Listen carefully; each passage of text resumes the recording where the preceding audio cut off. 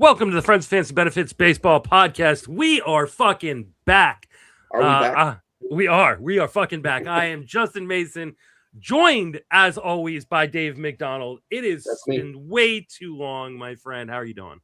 Yes, sir. Far too long. Yeah, doing good.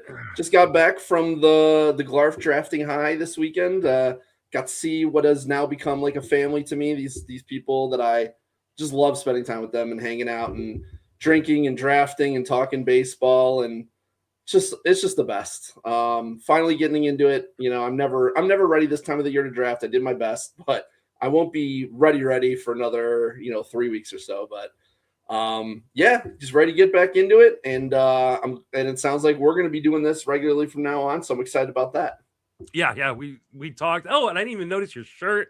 You're just like you're in of course. Form, I'm ready to roll, baby. There we go. Yeah, we're gonna be going weekly from here on out. And I even told Dave, like, hey, if I seem like I'm dropping off, you fucking hound me, because I miss talking to you, buddy. And we have a ton to talk about tonight.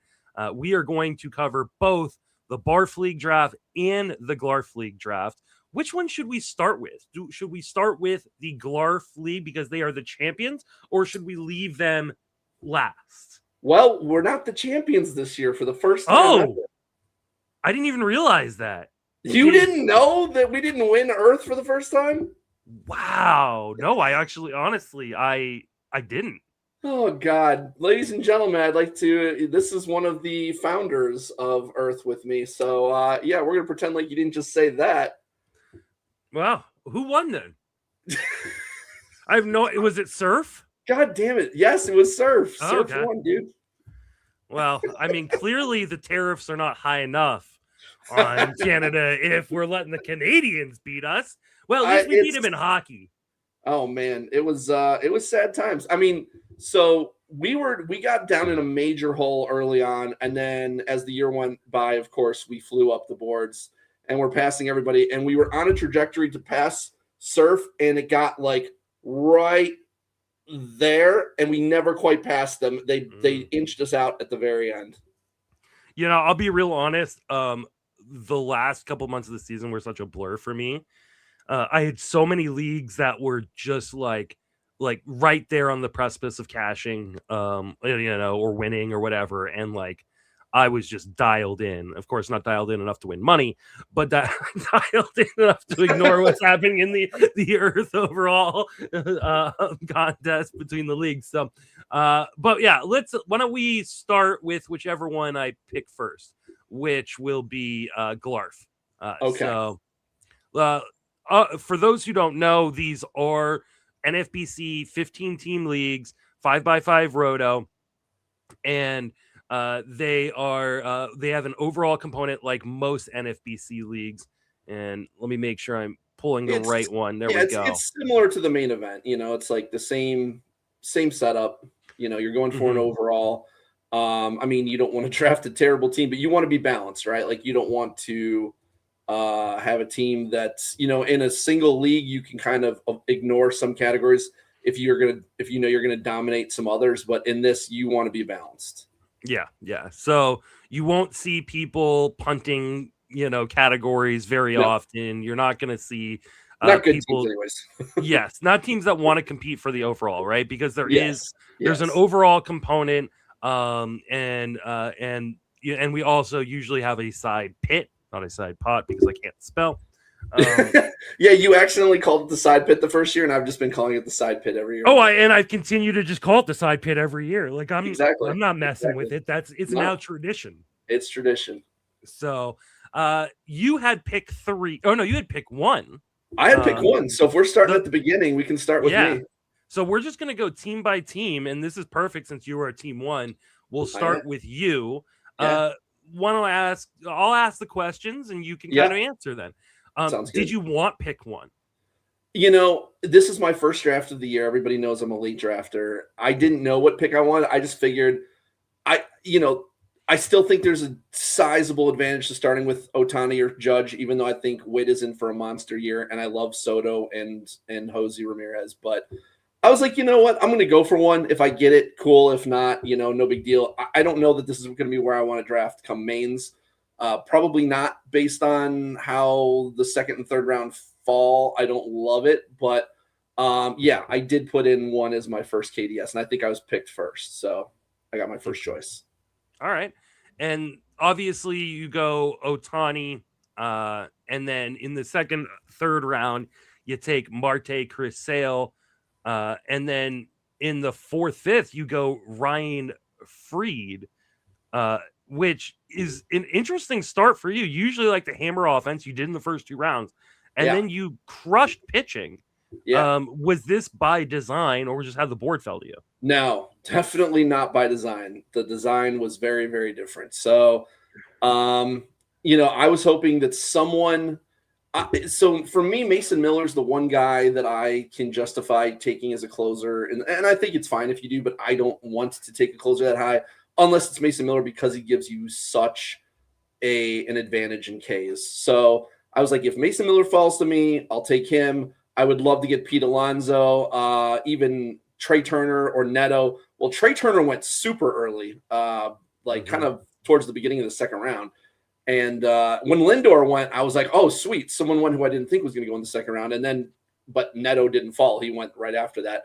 So, and then even like Kurtz, who was still on the board, the pick before me, to Eric Halterman, who's in the chat right now. And he grabbed him. I don't even know. He wasn't in my plans, but I was like, I guess if I was going to take Alonso, I could justify Kurtz. His contact rate in the second half really scares me, his high K rate. He's definitely not a 290 hitter, but if he can hit 250, 240 even with, 35 to 40 homer power, then you take that. But I don't love it. I love Ketel Marte because I think he's by far the best second baseman. I'm not fucking around with Jazz.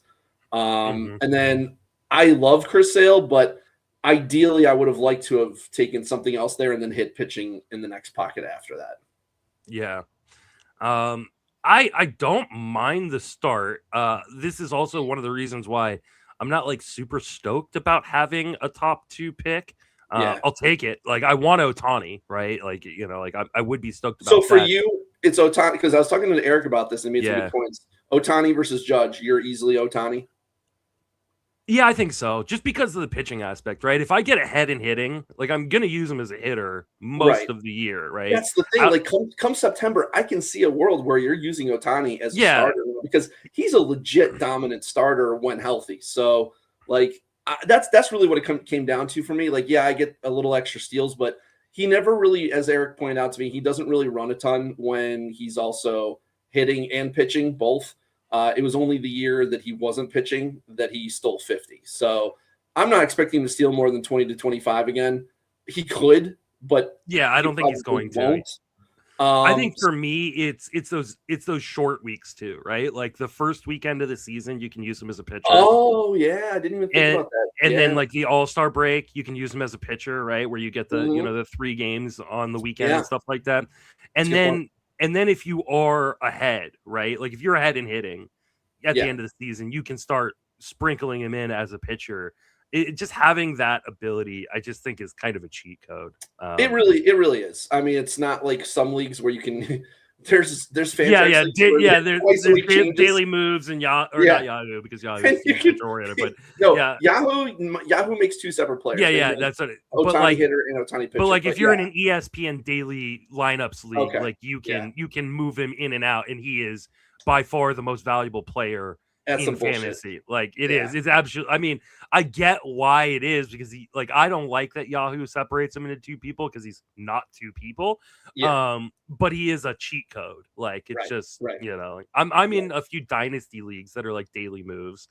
And the people who have him, they're never trading him, right? Because he's like, you would have to give up your entire team to go get him. Like, exactly. It's unreal how valuable. Yeah. So I went Otani Marte, and so when I went Sale Ryan Freed, I had all these people on Twitter. Oh my God, Dr. Dave drafting all these injury risks. It's all a bunch of people who don't understand what injury risks are.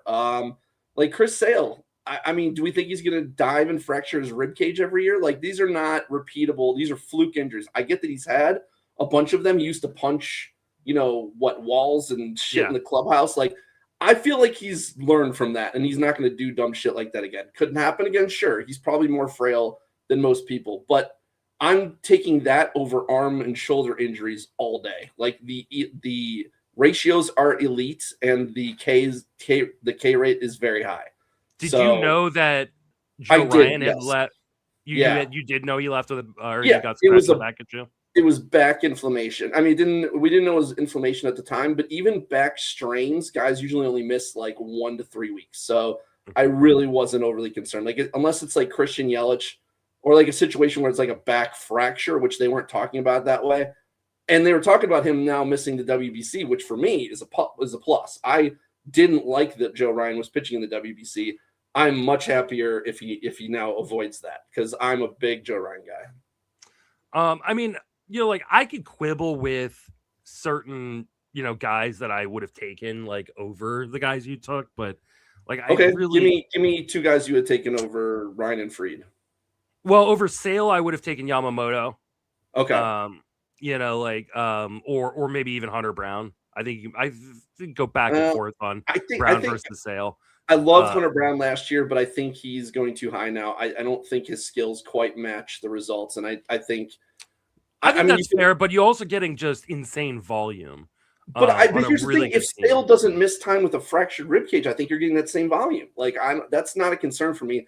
I wanted the elite K rate, which is much higher than Brown's, and much better WHIP and lower ERA. Like he can have a much better ERA too. So like I just don't think Brown is on Sale's level. Yamamoto, yes, but I have concerns coming off of the workload, coming off of the extra playing off innings, and now pitching in the WBC.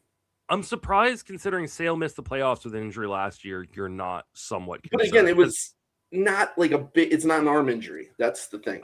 I get that. I just for me, like that just pushes him a little bit below. But like I said, that's kind of quibbling. Like I'm not gonna beat you up for any of that. I will beat you up a little bit for not taking a closer ever. Yeah. And you had the opportunity in the third round. And then I mean, I guess you had the opportunity in the 4 or 5 turn, but by then a lot of them had gone. And we'll talk about this, I guess, when we get to my team too. But that I pushed up a closer in the third just because I was so afraid, and I'm so thankful I did, because in Barf the closer prices were absolutely insane. And like even more insane than they were here. We'll get to that at some point. But we'll see how it works out. But as an early draft, I thought there were some guys going pretty late that I don't think people are on enough that I thought that I could get. And some of them I got, some of them I didn't.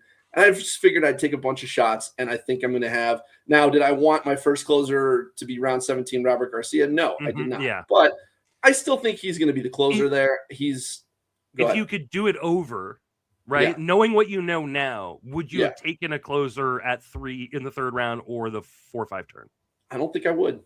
Okay. No, I don't think I would. And well, I could end up being wrong about that. We'll see. And I also feel like I'm good at identifying who are going to get closers. And I've picked up a lot of specs over the years in Garf that have turned into closers. I don't know. Maybe I'm, not being cautious enough, but that's just that was my read, and I decided that I wasn't going to push him up.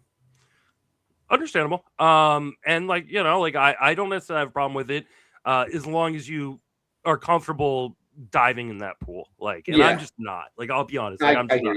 I'm almost always going to take a closer in the first 5 rounds, just because I don't love the back end of the pool this year. Though I will say, Chapman for me last year, right, was money. I got Chapman in the 23rd round or whatever. I had Chapman in every single league I did last year had Chapman, and most of them had Estevez, and I picked up Pagan in almost all of them. Okay, so then we go rounds 5 or 6 through 10. You go Bichette, Baldwin, Bush, Stowers, Bretton Doyle. This is like a full house of 3 guys I love and 2 guys I hate. So I'm interested to see why you went the direction you did. I think you're going to say you hate Bo Bichette. I do. And I'm guessing either Bush or Doyle that you hate? No, neither. Stowers? Okay. Why? So, the contact skills are terrible. In that team around him is terrible. Okay. I mean, I don't know, man. What was his XBA last year? Like 280? I will double It's not check. just the contact rate; it's also how hard you hit the ball. 265. 266. Okay. All right. I mean, I don't know. He took a massive step forward. Everything he hit was hard. He had a massive barrel rate. I guess I hear you, but I mean, for me, it was either him or Teoscar, and I like the guy hitting in the middle of the lineup. I know Teoscar's in a better lineup, but I also think that the Dodgers can just give guys days off. Like, they have so many guys to play, and they're not going to need to push wins because they know they're in the playoffs. So the Dodgers? The Dodgers, yeah. Like, between him to Teoscar. Oh, okay. I was like, Stowers doesn't play for the Dodgers. Yeah. No, I said I was deciding between him and Teoscar that pick. I would have gone Teoscar personally. I get it. I like Teoscar. I just, again, like, I feel like Stowers is going to have more at bats. I know you're not a big zone contact fan, right? But the zone contact 78% is not just well below league average. It is below the line of are you a major leaguer, right? 16% swinging strike rate is absolutely terrible.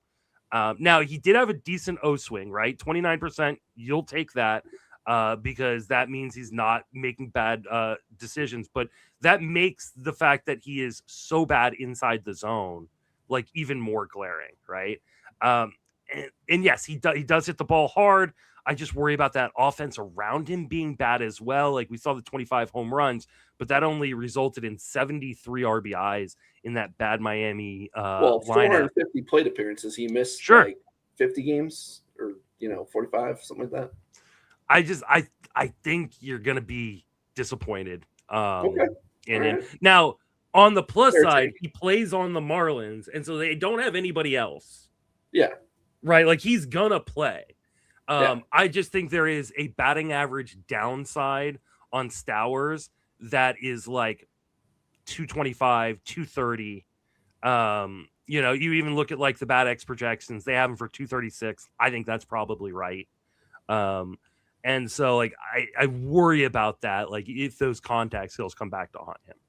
All right. Yeah. I mean, that's all fair. And again, this is my first draft. So between now and 3 weeks from now, maybe I'll change my mind. As of right now, I remember thinking last season, like, this dude is a legit hitter. But you're right. There's some downsides there. Like, if there's he was legit power. Like, if he was going in the first few rounds, he has some of the things you complain about with him.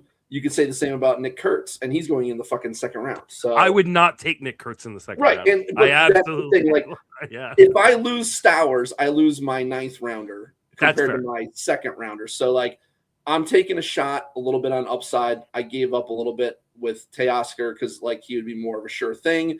But he was also talking about how he played last year injured. I don't know. Is he 100% now? I don't even know what the injury was. So I don't know. We'll see. But so you like the other guys though, and I love Bichette. Yeah. I mean, I know why you don't like him, and that's fine.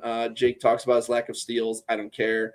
I will say, like, he is guys who can hit over 300 are so few and far between. Who actually give you great counting stats and a little bit of pop. He can hit 15 to 20 homers, and he's hitting in the middle of an elite lineup. So like, that's all I care about. And he's going from a team in Toronto who never ran to a team in New York who ran a lot last year.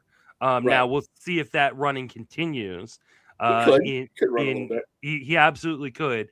I just think he's kind of a boring guy for the 6th round, which is fine. Like I don't necessarily have a problem with it. I just wouldn't do it personally. That pick was supposed to be Corey Seager, who got jumped way the fuck up. Well, I mean, I say jumped, but if you want him, you got to take him because he wasn't coming back. Yeah. So Govier took him in the middle of the 6th, so he didn't come back to me.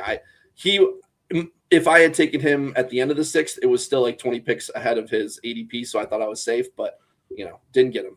He'll also pick up third base eligibility, Bo Bichette will. Correct. So, which is always nice. Now, my biggest flaw, other than the lack of closers, was I forgot to get another second baseman because in my mind, I thought Willie Castro was shortstop eligible. I later realized he was not. So I can't move him to third base yet, but I can pick someone up in season. Yeah. I mean, by the time you'll get a fab run before the start of the season, there'll be guys on your team you're probably going to drop anyways. So could be. You'll be fine. Yeah. All right. The Drake Baldwin pick I like. I think he's just such a solid, safe floor as a C1. I think it's so important to get a top like 12 catcher this year because there's such a massive drop off between the top tiers of catcher and the bottom tiers. Like if you're garbage, if you're bargain bin shopping, you're getting floored by other teams at catcher. Yeah, absolutely. Then we've got, let's see. Brenton Doyle is one of my favorite picks this year. I absolutely lost my mind when I got sniped on him. He was a must-have for me, and especially on this team because I needed steals badly. I'm still. There were 2 picks, and both ended up on your team in my draft, where I absolutely lost my shit when I got sniped on them. And we'll talk about the other one here in a minute. Okay. But Brenton Doyle, he had a family tragedy, right? Like at the beginning of the season, that absolutely derailed him. The underlying statistics on him are fine. I think he's going to have a great bounce back here. Monster second half. Yeah. Everything he was, because he also had injuries he was dealing with in the first half, I believe, as well. So, yeah. Mm-hmm. So, like, I think he's just going to have such a great year. I love that pick. Michael Busch, I think, is just super solid and honestly a little underrated for a guy who just hit 30 home runs. I hope he's going to play against at least half of lefties. He's not bad against them, but he never got consistent, like, all the way playing time. So, and they still have, Tyler Warren there. So, I don't think he's going to play versus all lefties. But if he plays against, like, half of them, then I think at least it'll make him an every week play where I don't have to sit him if they're facing a couple lefties or whatever. But he has, like, 40 homer power, and, that's kind of what I was looking for at that point in the draft. Then we go to picks 11 through 15. Dylan Cruz, Royce Lewis, Shota Imanaga, Jorge Polanco, Jordan Beck. We're going to have the same conversation that we just had about Kyle Stowers with Jordan Beck. He's just not a good hitter. But other than that, I actually really like this grouping. And Royce Lewis was the person I lost my shit on or about. Yeah. Like, I literally put him in my queue, said, I'm getting this next guy. I'm pushing him up. And then Richard Sands fucking sniped me. And I lost Richard. Yeah, it was really, really frustrating. And I'm still angry about it. This has been like 3 days now where I'm still angry about it. I just think that, like, I was willing to draft Royce Lewis in like the 5th, 6th round last year. And the fact that we're getting him in, after the top 150 picks, I just feel like it's an absolute steal. I mean, it feels like Buxton last year. It's like, I hated these guys when people were, for some dumb reason, pushing them way up the board as if they're going to stay healthy. I mean, this is what people always do. They assume guys are going to be healthy, and so they push them way up. And then when they realize they can't stay healthy, then they push them too far down. And then that's where you take them. So I got Buxton like the 14th, 15th round last year. I will happily take Royce Lewis at the end of the 12th this year. Same thing with Mike Trout. I mean, I don't love hearing Mike Trout is going to be trying to play center field, though. That is not good. That's a horrible idea for him. But yeah, Royce Lewis ran a bunch in the second, like in September, which James Anderson pointed out to me when I was on the pod with him this offseason. And I looked a little closer and I was like, okay, all right, I'm now in on Royce Lewis. And if he doesn't stay healthy again, this is my 12th round pick. I didn't take, in my view, many injury risks before that. So. Yeah, no, I think you're fine. We'll definitely talk about injury risk when we get to my team. Cruz I wanted Jacob Marcy. He didn't fall to me, and I needed a guy who could potentially give me a bunch of steals.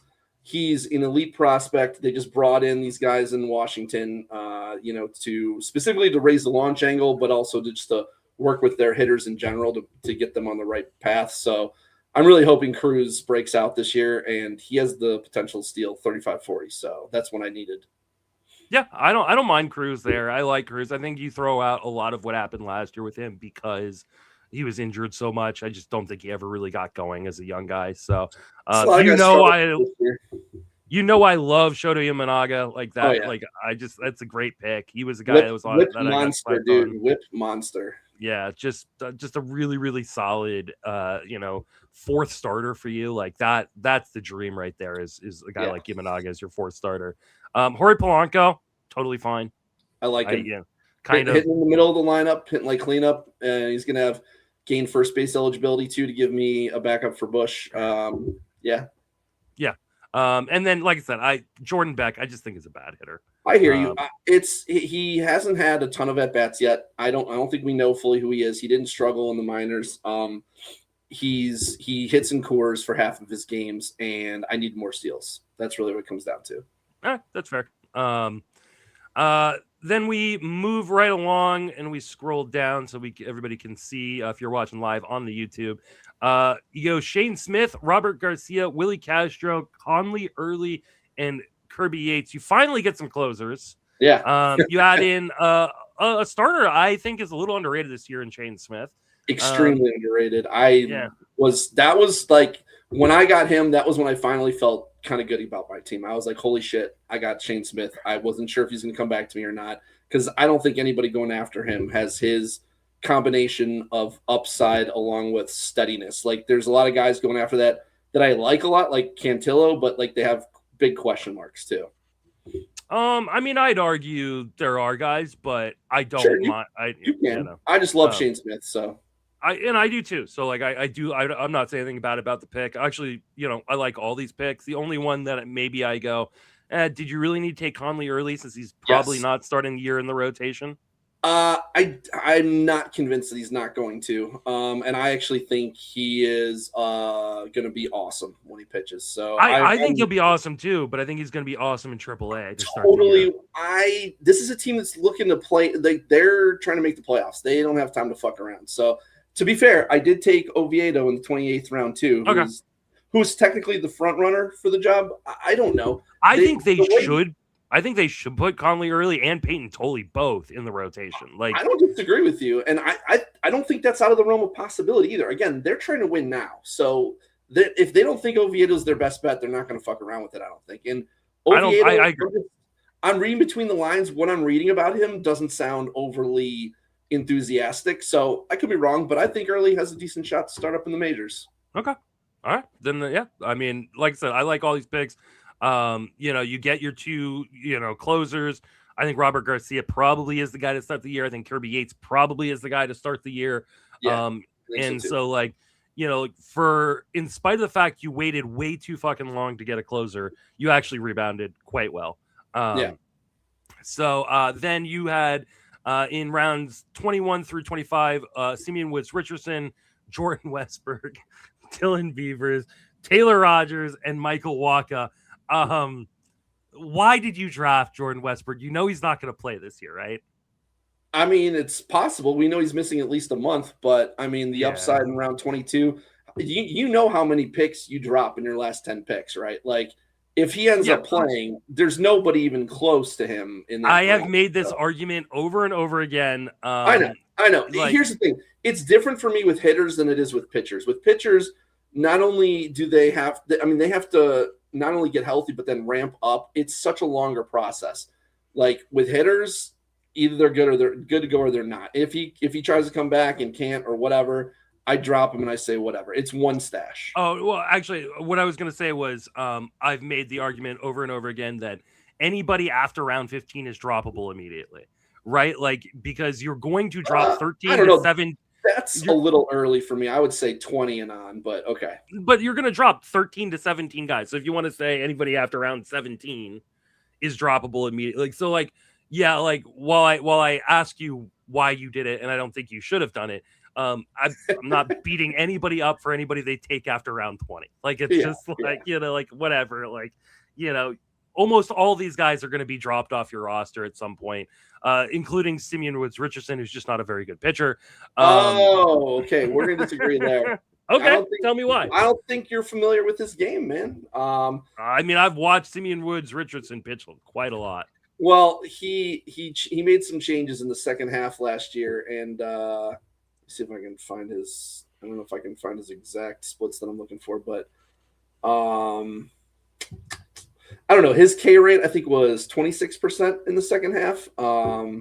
And like he had found a legit out pitch at that point and was actually looking like a different guy. So whatever, maybe I'm wrong. I knew Jake swore at me multiple times for that pick. He was so upset that I took him. Really?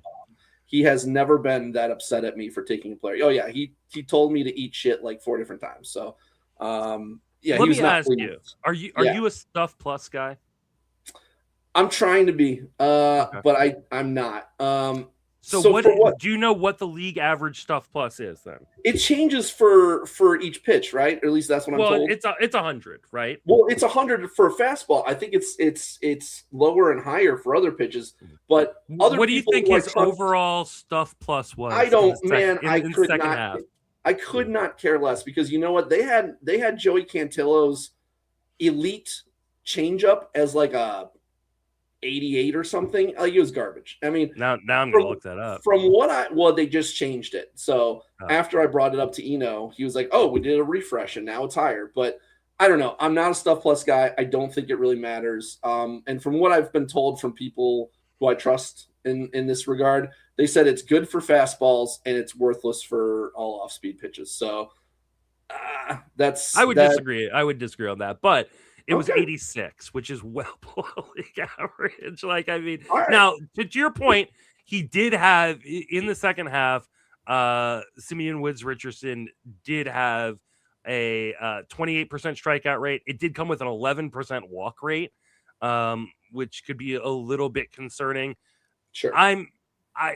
I'll be interested. I'll watch him in spring. Let's see how he looks in spring. I don't want to like completely. I mean, he's not the crux of my team here. Like if I have to, drop him, I'll drop him. And like I said, like anybody after round 17, like Tyon got beat up, and my concern is his velo is down, and I mean, he's a veteran in spring. They're not pushing it. I get that. Maybe his velo is fine, but I don't want another Bailey Ober situation. So that's right.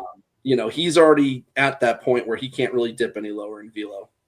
The rest of the picks I like. Dylan Beavers is a nice upside shot right there. He's got some more steals too. Yeah. Yeah. Taylor Rogers I think he's the closer. I mean, listen, this is a former closer for the Twins. They have nobody else there with any closing experience. That is the number one thing you look for in a closer is the closer label, prior closing experience. And Eric, who's in the chat here, says that he's going to lead my team in saves. He said that he thinks that was the best pick of the entire draft. And I didn't know if people were just sleeping on him or like if people – I mean, I looked at his ADP and I took him ahead of his ADP. But, I mean, ADP at this point in the year, it's like – I just don't think it's caught up since he signed. Yeah, maybe. I think so, too. I just don't think people are even thinking about it, and he's not excitable. But I think too, like people are just looking at Minnesota going, like, well, they're going to run another committee again. We don't know that, right? No, like, this is not Rocco Baldelli's team anymore. So, right, exactly. I Rocco think was the worst, by the way. The worst. Yeah, I think for sure Taylor Rogers could be just. I took Cole Sands at the back end of mine, but it was mostly just I'm throwing a dart throw and I'll drop him the first week if he doesn't. I can't see Sands closing over Rogers. I really can't. Like I don't either, but like at that point I was just throwing. I think it was like 29th round or something. I'm not. You finish out your draft with Edgar Cuero, Miguel Andujar, Johan Oviedo, Victor Robles, Yohan Moncada. Honestly, I love the Victor Robles pick. I liked it until I read further into it, and it sounds like they're just going to have him be a short side platoon guy. I didn't realize it at the time, though. Where is that? I don't know. I was reading about it the other day when I was looking up stuff on him. Like the manager came out and said that. They said that they think he's just going to be short side platoon. I mean, things could change. You know, we'll see. I'm seeing it too now. Big stolen base upside there, though. So I thought it was worthwhile. And Moncada is a guy that Tony fucking loves, and I hate him. But as a 30th round pick, he's starting and playing in the middle of that he's lineup. Playing every day. I mean, well, every day for him, which is not every day, but close to every day. Well, it'll be every day that he's healthy, which will be like, through the third week of April. A week and a half. Yeah, whatever. Exactly. It is what it is. He's it's a really good value pick, though, for that point in the draft. And Andujar is going to have a couple of different position eligibilities, and he's always underrated, but as a hitter, he's productive. He's not anything super exciting, but yeah. And Cuero was I wanted an earlier catcher. Got sniped a couple times, and he was just the best of what was left at that point. That's fair. All right, let's move over to team 2. And Eric Halterman's in the chat right now, so this is really fun to roast him. We don't need to go. I don't think we need to go round by round. No. We can just give our overall opinion. Yeah, I mean, he went Judge, Kurtz, Yamamoto, Ben Rice, Logan Webb, Emilio Pagan, Jeff Hoffman, Eugenio Suarez, Trevor Story, Yandy Diaz as his top 10. What did you think about his team? Yeah, he's got a shit ton of power. Yeah. He's got some good starting pitching. He got 2 closers in the first 10 rounds. Like, I don't mind this team at all. I do worry a little bit about the batting average, especially when you go Nick Kurtz, who has some downside, Eugenio Suarez, who has a lot of downside, Trevor Story, who's got some this downside. Is why I identified Eric's team as one of my top competition in the league, and I was so pissed that Yandy Diaz fell like 2 rounds to him at the end of the damn 10th round, because I could not have fit his team better. Like, that was exactly what he needed, and without that, I think he would be extremely fucked in batting average. But now I think as is, he's just regular fucked. So, well, and he adds more guys like, Xavier Edwards, Jurickson Profar, Sal Frelick. But then he also has Jack Caglione, Kerry Carpenter. Caglione, don't sleep on Caglione. Like, he actually makes a lot of good in zone contact. I think his batting average is going to bounce back. In general, young power hitters can be magnets for low batting average. But I get that he was extremely unlucky last year and all that. I know he hits the ball well. I like his team overall. I think, Eric usually does a really good job drafting a pretty balanced team. I love Trevor Rogers. Oh, this is in the 11 to 15 range, but I think people are hating too much on him. I think he's going to regress, but regress to what? Still think he's going to be really good. Profar, super solid. I think people sleep on him as well. I don't know. I don't think he knows what he's going to get from Roki Sasaki. I think it was just, hey, there's, it's an upside shot at this point. I love the Kerry Carpenter pick, Braxton Ashcraft. Actually, his trio of Noah Cameron, Braxton Ashcraft, and Cade Cavalli are really interesting. I don't love them all, but I like the upside shots there. I like Noah Cameron, and I always say, if you're a lefty who doesn't have great stuff, you can succeed. So, even with them moving the walls in at Kaufman, I think Noah Cameron is a little underrated. I agree. In the back half, you got Vientos, because he obviously needed more power at that point. So, Jake McCarthy, I like that a lot. I think a lot of people forgot about him. He's kind of on my radar. McCarthy, I love Chase Mydroth. Okay. Yeah. I think he's for what he is, I think he's solid. He's kind of like a doesn't hurt you kind of guy. He's probably going to lead off. He probably is. Yeah. That White Sox team sucks, but it's got a lot of power. He's going to get driven on a lot. He's going to be a sneaky runs guy. Yeah, exactly. And, he got Moises Ballesteros, who Sarah went absolutely apeshit over. She loved him. I think she couldn't take him because she had Jordan Alvarez. But I think Eric's going to be in contention here for sure. Yeah, overall, a pretty good team. Yeah. Matty Davis. Davis, your guys' reigning champion, if I'm not. Yeah, correct. He's won 2 out of the last 3 years, and I know he has a barf title too. He actually has it written into his contract that I have to say this on every podcast, otherwise he's going to leave us or something. So, well, I have it written in my contract that whenever he mentioned Matty Davis, that he still owes me a Justin Mason tattoo on his ass. You really need to get that in writing. Of all bets in the history of bets, it's on Twitter. Okay, well, who's enforcing it? Let's go. I don't know. I don't know either. Yeah. No. So he does the exact opposite thing as most people do, which instead of going hitter early and then supplementing that with pitching, he starts off from the 3-hole, taking Tariq Skubal, Christopher Sanchez, Cade Smith, Bryce Harper, George Kirby. So 4 pitchers in his first 5 rounds. Then he hammers offense with Cody Bellinger, Will Smith, Luis Robert, Joe Adell, Brandon Nimmo. What are your thoughts on Matty's draft? Yeah. You do see a lot of good players doing this in Vegas. It's not something that I'm super comfortable doing, is taking a bunch of pitchers early because they feel like that there's a run on them. And if you don't want to get left out in the cold, which I get, but I don't, it's not how I would want to build a team. I'll say that. Harper, I don't know that he's 100% still. I like Bellinger. I like Will Smith. He was talking about how Will Smith should have gone higher. It's just playing time with him. There's no avenue. There's no avenue for He him to can't get play extra D. plate appearances. Yeah, Yeah, they've got Ohtani exactly. and Freeman. He's got no avenue. Yeah, And they'll sit him a good amount because they can, because it's the Dodgers. They don't, they don't need him to win. So, like, I'd much rather have Baldwin. That's just me. agreed. Lou Bob Well, and but Adele. Baldwin went before this, so Yeah, like I mean, I took Baldwin, but I'm yeah, saying he was complaining that I should have wanted Smith no. over Baldwin. Is what I'm saying. I mean, I think Baldwin and Smith are kind of the same guy, except for Baldwin has more opportunities for playing time because I think Baldwin's a better hitter with more upside, but we'll see. I think they're almost the exact same type of hitter. Like, okay. but I see more plate appearance upside for Baldwin because he for can sure. age, Yes, exactly. Lou Bob and Adele are both like those spike kind of players that Matty likes. They both they're home run, they're flashy home run, steals guys. Like they've got a lot of power, a lot of speed. I love Adele.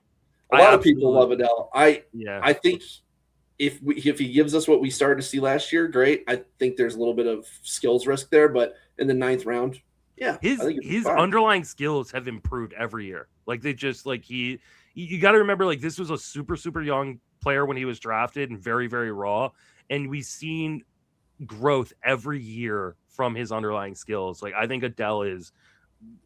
I don't want to say he's a stud, but I think he could be. Like I think this is a great pick by Matty. I don't love the Luis Robert one, just because it's been the exact opposite, which is every year the underlying skills have been worse and worse on Luis Robert, and you add in the injuries. Now he's moving to a worse home park.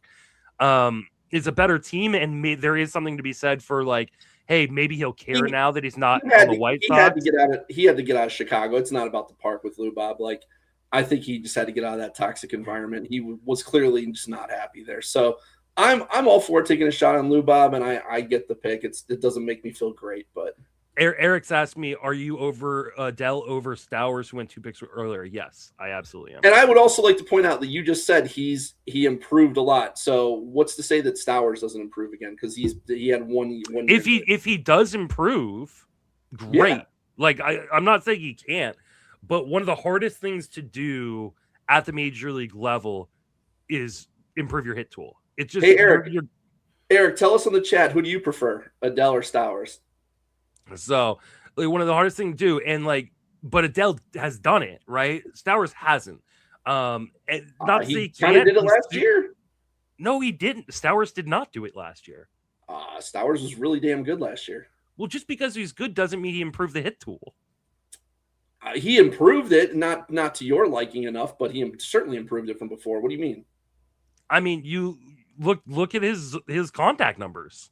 They were not like, okay, they were a little bit improved, like 3%, but you're still well below not even just league average. His XBA went from 217 to 265. That's not improvement. His K rate went from 35.5. Okay, but XBA isn't predictive. Like you that like you can't just say like, oh, contact rate went from 66 to 70. Everything improved. I don't know what you were zone contact from 76 to 79. But okay, from 76 to 78 zone contact, like that's still well below league average, well below like, are you a major leaguer? Like 80% is like, but all right. Like it's not like, whereas like you want to look at improvement, go look at what Adele did, right? Adele was one of the worst guys in terms of zone contact early on in his career. And then he is incrementally from 2022 to 2025 has moved that zone contact from 74% to 79% to 70 or to 81%, now to 85%, which is right at league average.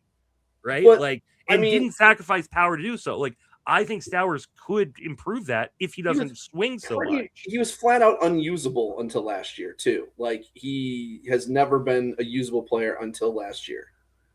And Eric agrees with you. Y'all are wrong, but he agrees with you. I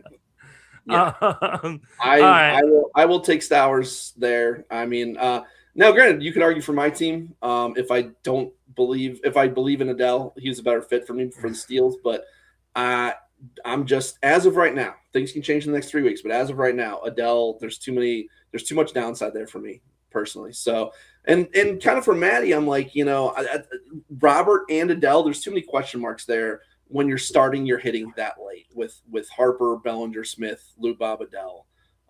Could it be okay? It could, but there's a lot of downside there too.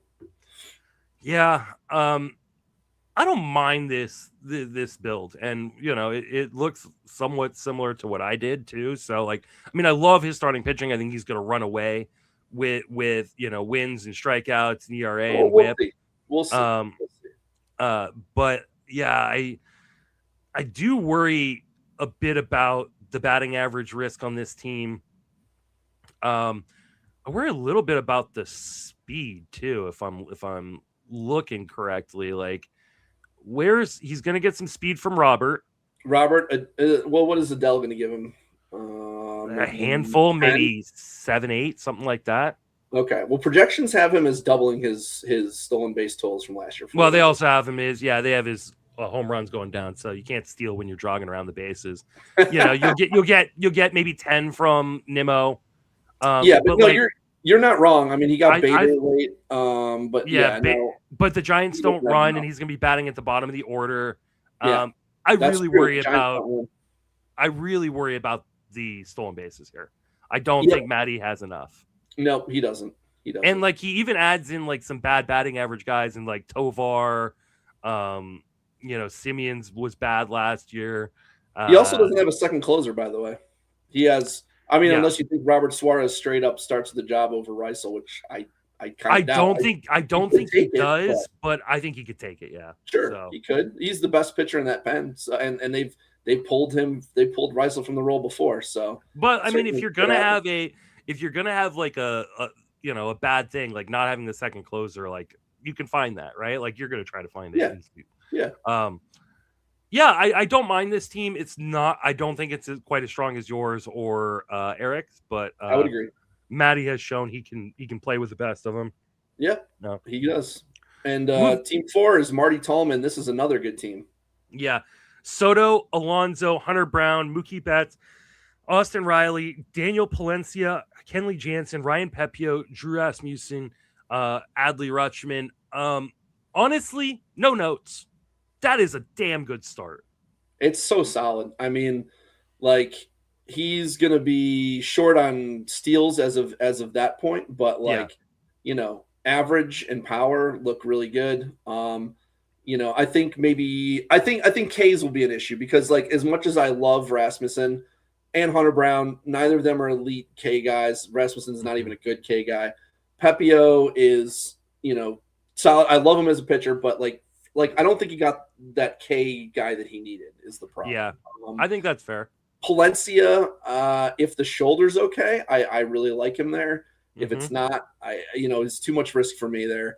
Kenley Jansen, I would not have splurged to take a second closer that early if you're going to take Kenley Jansen personally, but they're motivated to give him closing opportunities because he only needs 26 more. So yeah, I think he should have the job as long as he doesn't implode big time. I'm not an Adley Rutschman guy, but again, it's not a bad pick at that point. I'd rather have Francisco Alvarez, but 10th round, I'm totally fine with that Adley pick. Moving down, Kirk's a nice, he kind of double tapped at catcher against Kirk in the 11th. I like that. Bryson Stott for some speed. I do worry about like how long Bryson Stott holds on to that job in Philadelphia. I don't like Bryson Stott at all. He just they sit him a lot. It just doesn't seem like. Well, and they've got Aiden Miller too, who's going to come up and probably have to play second base. Yeah, because I get why people think he's safe, but like just looking at their like lineup tracker, he sits way more than you'd think, even though he got 560 plate appearances. So I don't know. I don't know what to think. I like the Torkelson pick. I'm a big Torque guy, as we'll talk about when we get to my team later on. Cantillo is an interesting upside pick. I'm not as big of a fan as other people, but I know there are a lot in the industry that are. I don't love a lot of the back end of these picks, but like just looking through, honestly, yeah, I love the first half of Marty's draft. I don't love the second half. So Cabrera, I unfortunately I don't think he's healthy. And that's part of my issue too. Is I really don't love that I mean, I'm sure the Cubs did the due diligence when they made the trade for him, but like, I do love Wilyer Abreu, and there's for my 14th round, where I took Jordan back right before that, Laureano and Abreu were both on the board. I would have loved either of them over back there. Yeah. So like, I love Abreu. I think they've already said that they're going to give him everyday playing time. He's an elite defender. I think he can hit lefties well enough. He's got 30 homer power. So I'm a big Abreu guy. Mickey Moniak, it's a Coors bat. He's only going to play versus righties, but he was mashing them last year. And former number 1 overall pick. I like Moniak in leagues like those daily lineup leagues, right? Where you can really maximize his plate appearances. Oh, shit. He's his outfielder 3. I just realized that's gonna be tough. And the hard part is like, you're already saying like he's a home bat, right? So 50% of the games are gone. And then he can't go against lefties. So now he's a guy you can only platoon 50% of the time. Yeah. Like that to me, like in this format, I just can't do that. That's fair. That's fair. And I didn't realize it was his outfielder 3. I thought it was like his outfielder 5. Because he's also got Brandon Marsh, who, again, I do really like him, but he's another platoon guy. So that's going to be rough. I do love the Cantillo and Burrows picks. And I believe the Casey Mize pick, he said, was an accident that he just didn't change for some reason. So can't judge him too harshly on the Mize pick because I'm not a Mize guy. I like the Ozuna pick because I think Ozuna is probably going too late considering he's going to DH every day in Pittsburgh. The Steven Matz pick is interesting if they can get something out of him. Like I think if any team can maximize Steven Matz, it's probably the Rays. So like that's a decent pick. You get cheap innings from Mitch Keller, but the rest of it is kind of like there's not much. Vodnik is technically the closer, even though you don't really want. Yeah, it was exactly. Do you really want 17 like truly terrible saves? There's worse picks at that point in the draft for sure. Denzel Clark is going to be interesting if he can lower his K rate even a little bit to make it like more palatable. He has some legit power and speed, and he plays in one of the best parks in baseball to hit in. So I think that'll be interesting because he's an elite defender. They want to keep him in the game. So I was looking to take him if he came back, but and then you got Soler, big power guy, can't stay healthy, inconsistent, but in round 26, I like Soler on a team. Oh, he's on the Angels still, huh? Yes. And Andres Jimenez in the 21st, like as a speed source. I know he's had a rough last couple of years, but I still think in round 21 that's a good shot to take. Yeah, the only problem with Jimenez is the Blue Jays just don't run. Like there's not a team that push it on base paths. He's going to hit low. So, I mean, this is the whole problem with Bichette, right? Like the organization decided to put the brakes on Bichette. I don't think it was Bichette himself, right? Yeah, you're probably right. Yeah. Now, I will say, like, I think Jimenez gets like 18 stolen bases, but yeah. And round 21, that's fine, right? You'll take 18 stolen bases in round but I think if people think that Jimenez is going back to 30 stolen bases, 30, probably not. It's not happening. And he doesn't he hasn't been getting on base enough for that. So and like I said, he's gonna probably hit 7 or 8, right? So all right, let's move over to team 5. That is Aaron Cumming. We love Aaron. Bobby Witt Jr., Cal Raleigh, Johan Duran, Wyatt Langford, Dylan Cease, Byron Buxton, Tyler Soderstrom, Nico Horner, Tyler Glasnow, Luis Castillo. I'm not a big Cease guy. Nah, me neither. Yeah. Like I don't love that. I don't love the starting pitching. I do kind of like everything else here. I think his thought process was, if I'm starting in round 5, I need a horse, a guy who's going to, I get that. Pretty close to 200 innings. Would I have done it? No. I get the rationale, but I think that's what he was probably thinking. Well, and he can pair the 200 innings from Cease and get like 130 from Glasnow, and they even each other out, right? Like I can see the vision here. And I do love the offense outside of Buxton. I can't take Buxton in the 6. This is what I always tell people. Don't take injury guys who have always been injured every year. They finally stay, even last year. Don't take them the next year. Stay somewhat healthy, and then their ADP goes way up. Don't take them at that high cost. Don't do it. It's a trap. Yeah, especially because like with Buxton, I know he had a great year, right? Yeah.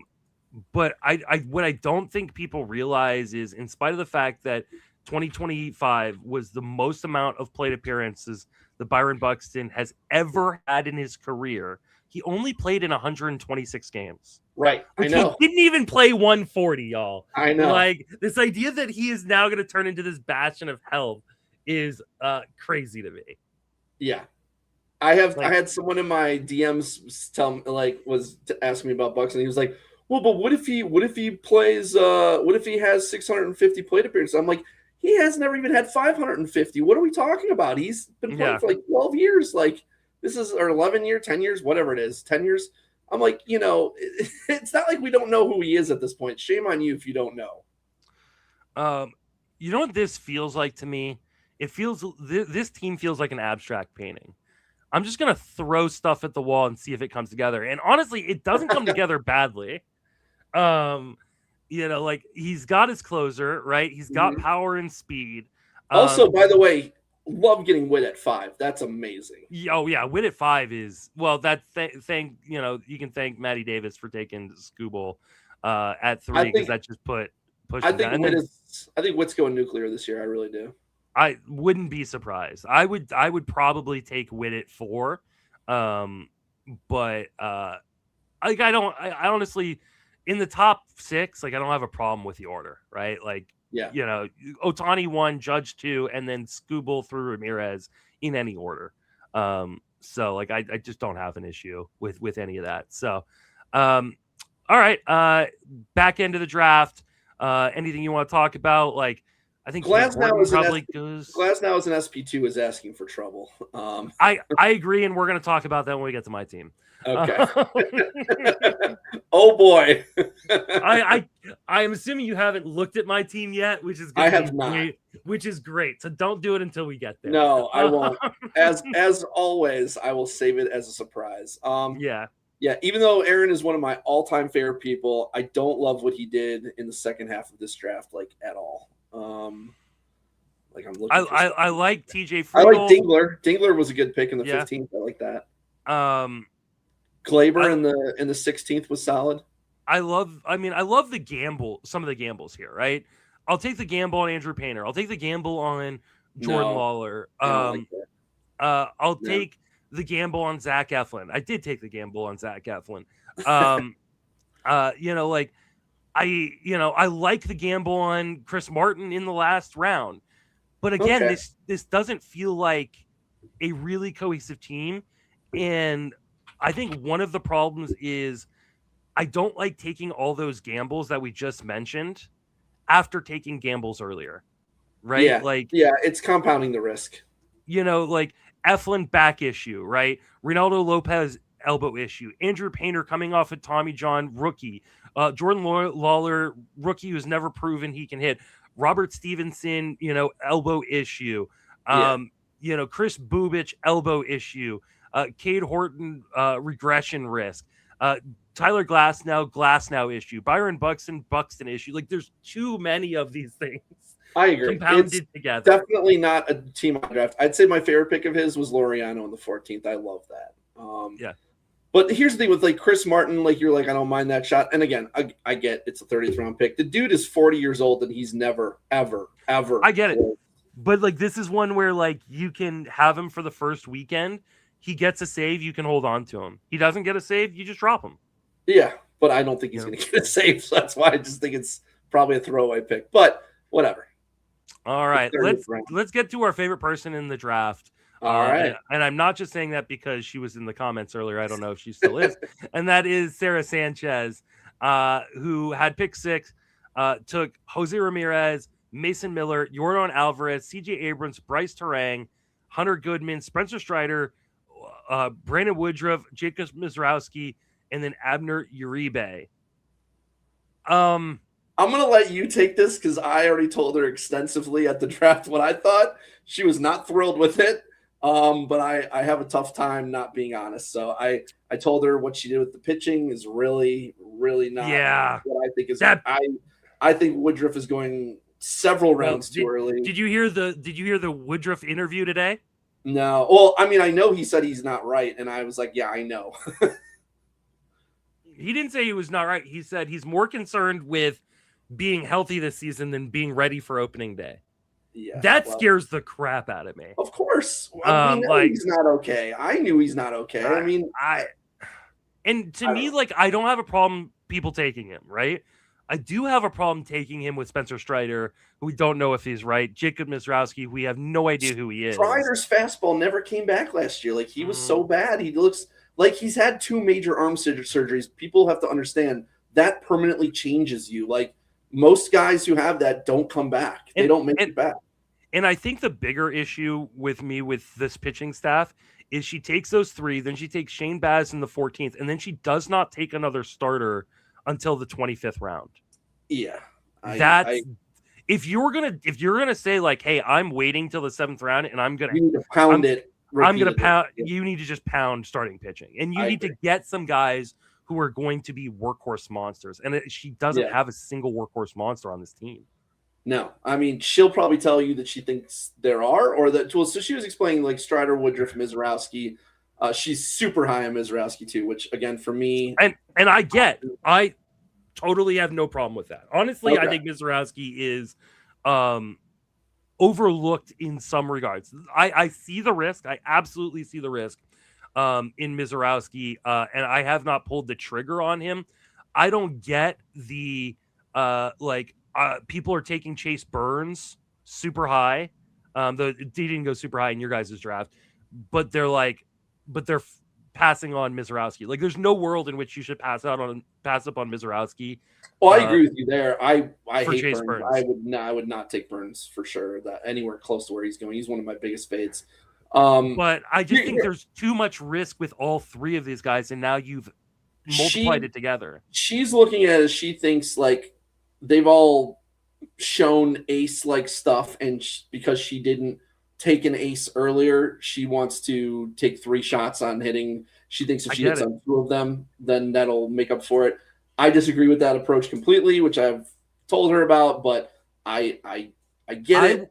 I would honestly love this draft if or maybe not necessarily love this draft. I would like this draft a hell of a lot more if instead of taking Woodruff right there, she took Ryan Pepio, who went 2 picks later to Marty Tallman. I mean, but I think she would tell you that's not a high upside enough pick. I mean, I'd have taken Rasmussen or Rasmussen. Yeah, Rasmussen. But both, obviously, neither of them have that level of upside. So that's, I think Rasmussen does. I'll be real honest. Dude, he's such a low K rate. He's like a 21% K rate. I love Rasmussen. For, like, the elite ratios, I love him, but you have to pair him with the right high K guys. Otherwise, and I'd argue one she did. Okay, so you're saying take him? Well, I guess because she took she's got Strider and Mizrowski right there. Okay, I see. Right, so, like, he is that safety net, but also, I understand that Rasmussen last year was not a high strikeout guy, but in 2024 and 2023, he was. Yeah. Like, does he get back to that? Maybe not. But, like, I would say, like, he has just as good of a chance of getting back to that as Brandon Woodruff does pitching the whole season. Well, no, I'm saying because he's had 2 major arm injuries, I think the degradation is there, and he's never going to get that back. That's usually and Sarah's in the comments saying she knows it's risky. It is. Yeah. I love the offense. The offense, no notes, right? I will say I love the 13-14 picks of Sal Stewart and Shane Baz. That was I love Shane Baz, right? I love Shane Baz. I love Jose Ramirez. Like, I think Jose Ramirez should be the 3rd player drafted this year. I love Mason Miller. I said I was hoping Mason Miller. Yep. Yeah. I have never been a Yordan guy because he always goes too early for me, but I'm totally fine with that in the 3rd round. 3rd is too early, but that's the other thing. So not only does she have the risk on the pitching side, but then her second best with Yordan is also a big risk. So and Lawrence Butler later. Butler. I hated the Butler pick. I think he's hurt. I think he's going to platoon. I don't think he's going to platoon, but I think he's hurt. I mean, I think he's going to platoon. They just the A's just gave him that big contract. They're not platooning him. Okay, well, we can make a bet on this. Yeah, if this was the Red Sox, sure, right? Like they don't care about. I mean, we did it last year. What are we talking about? What do you mean? I think they're going to give him every opportunity because they just paid him. Okay, we'll see. I think Chandler Simpson could end up either platooning or going down to the minors. There's people who think that Melton's going to make the team over him. So I mean, this is a literal zero. And she already had plenty of speed. She had Hosey, she had Abrams, she had Terang, she had Butler. Why take Chandler Simpson there? And I've already gone over that with her. But, I think it was, and she just, because she's like, well, he's a big, impact steals guy. I'm like, yeah, but you don't need steals. So I don't know why you did that. Like, but honestly, take another starter there. Take Imanaga there. Imagine Imanaga with that stuff. And I agree with that. I agree with that. And she's a Cubs person. I thought she was going to take him. I was shocked that she didn't. I think Imanaga might have been the right pick there. I will say this though. I wouldn't have taken Chandler Simpson there, but she has the right rationale. You don't want to be taking Chandler Simpson, as we'll talk later when we get to my draft, when as a mistake filler, right? Because no, but you also don't need him if he's superfluous either. That's fair. That's a fair argument. And like I said, I think she should have taken Imanaga or another starter there. I'm trying to see what the other starters were around. Robbie Ray, Tanner Bybee, but yeah. Isaac Paredes doesn't have a job right now, which is scary to me. I think there's a lot of regression coming for Trent Grisham. I like the JJ Weatherholt pick. I think he's going to be the opening day starter there. He's definitely going to play. Yeah, he's definitely starting. I don't know what to think of him, but I mean, this year. I think the other issue I have with Sarah's team is there's a lot of these one-note players, right? You've got the one-note Luis Ariz, the one-note Chandler Simpson. I don't like those guys because if you lose one, Chandler Simpson's dealing with a hamstring issue, then you're like, oh, how do I can't replace this guy on the wire. So I don't love that, but it's just it's not a team that I love the risk profile for. She's also she's huge on Grant Taylor, and like there's a lot of people who think that he's gonna take the closer role. I personally don't, because I know that they are talking about stretching him out for next year as a starter, and so I think they're probably going to begin that process this year where he's going to be probably more of a multi-inning reliever. Now, granted, he could still have plenty of value for her, give her plenty of strikeouts, great ratios. I don't think you should be expecting many saves from Taylor though. But she also grabbed Jordan Leisure, right? Like as like another guy who could potentially get saves there. I would have liked to see her maybe grab another like closer spec, because if Grant Taylor is like, if Sir Anthony Dominguez is the closer in Chicago, the problem is it's impossible to hold all these guys on your bench. I mean, right now Paredes doesn't have a place to play. Yeah. If Jordan misses any time, if Woodruff misses time, which it's already sounding like, there's just way too, Butler's going to miss time. Yeah. If Simpson has to sit on the bench at times, there's way Justin Steele is, Steele, I think she's going to end up dropping him. So I just think that like she has like 12 stashes for a 7-man bench. So it's just not going to work. I do like the Uribe pick in the 10th. I'll say that too, because and it just came out that McGill had PRP, so he's fucked.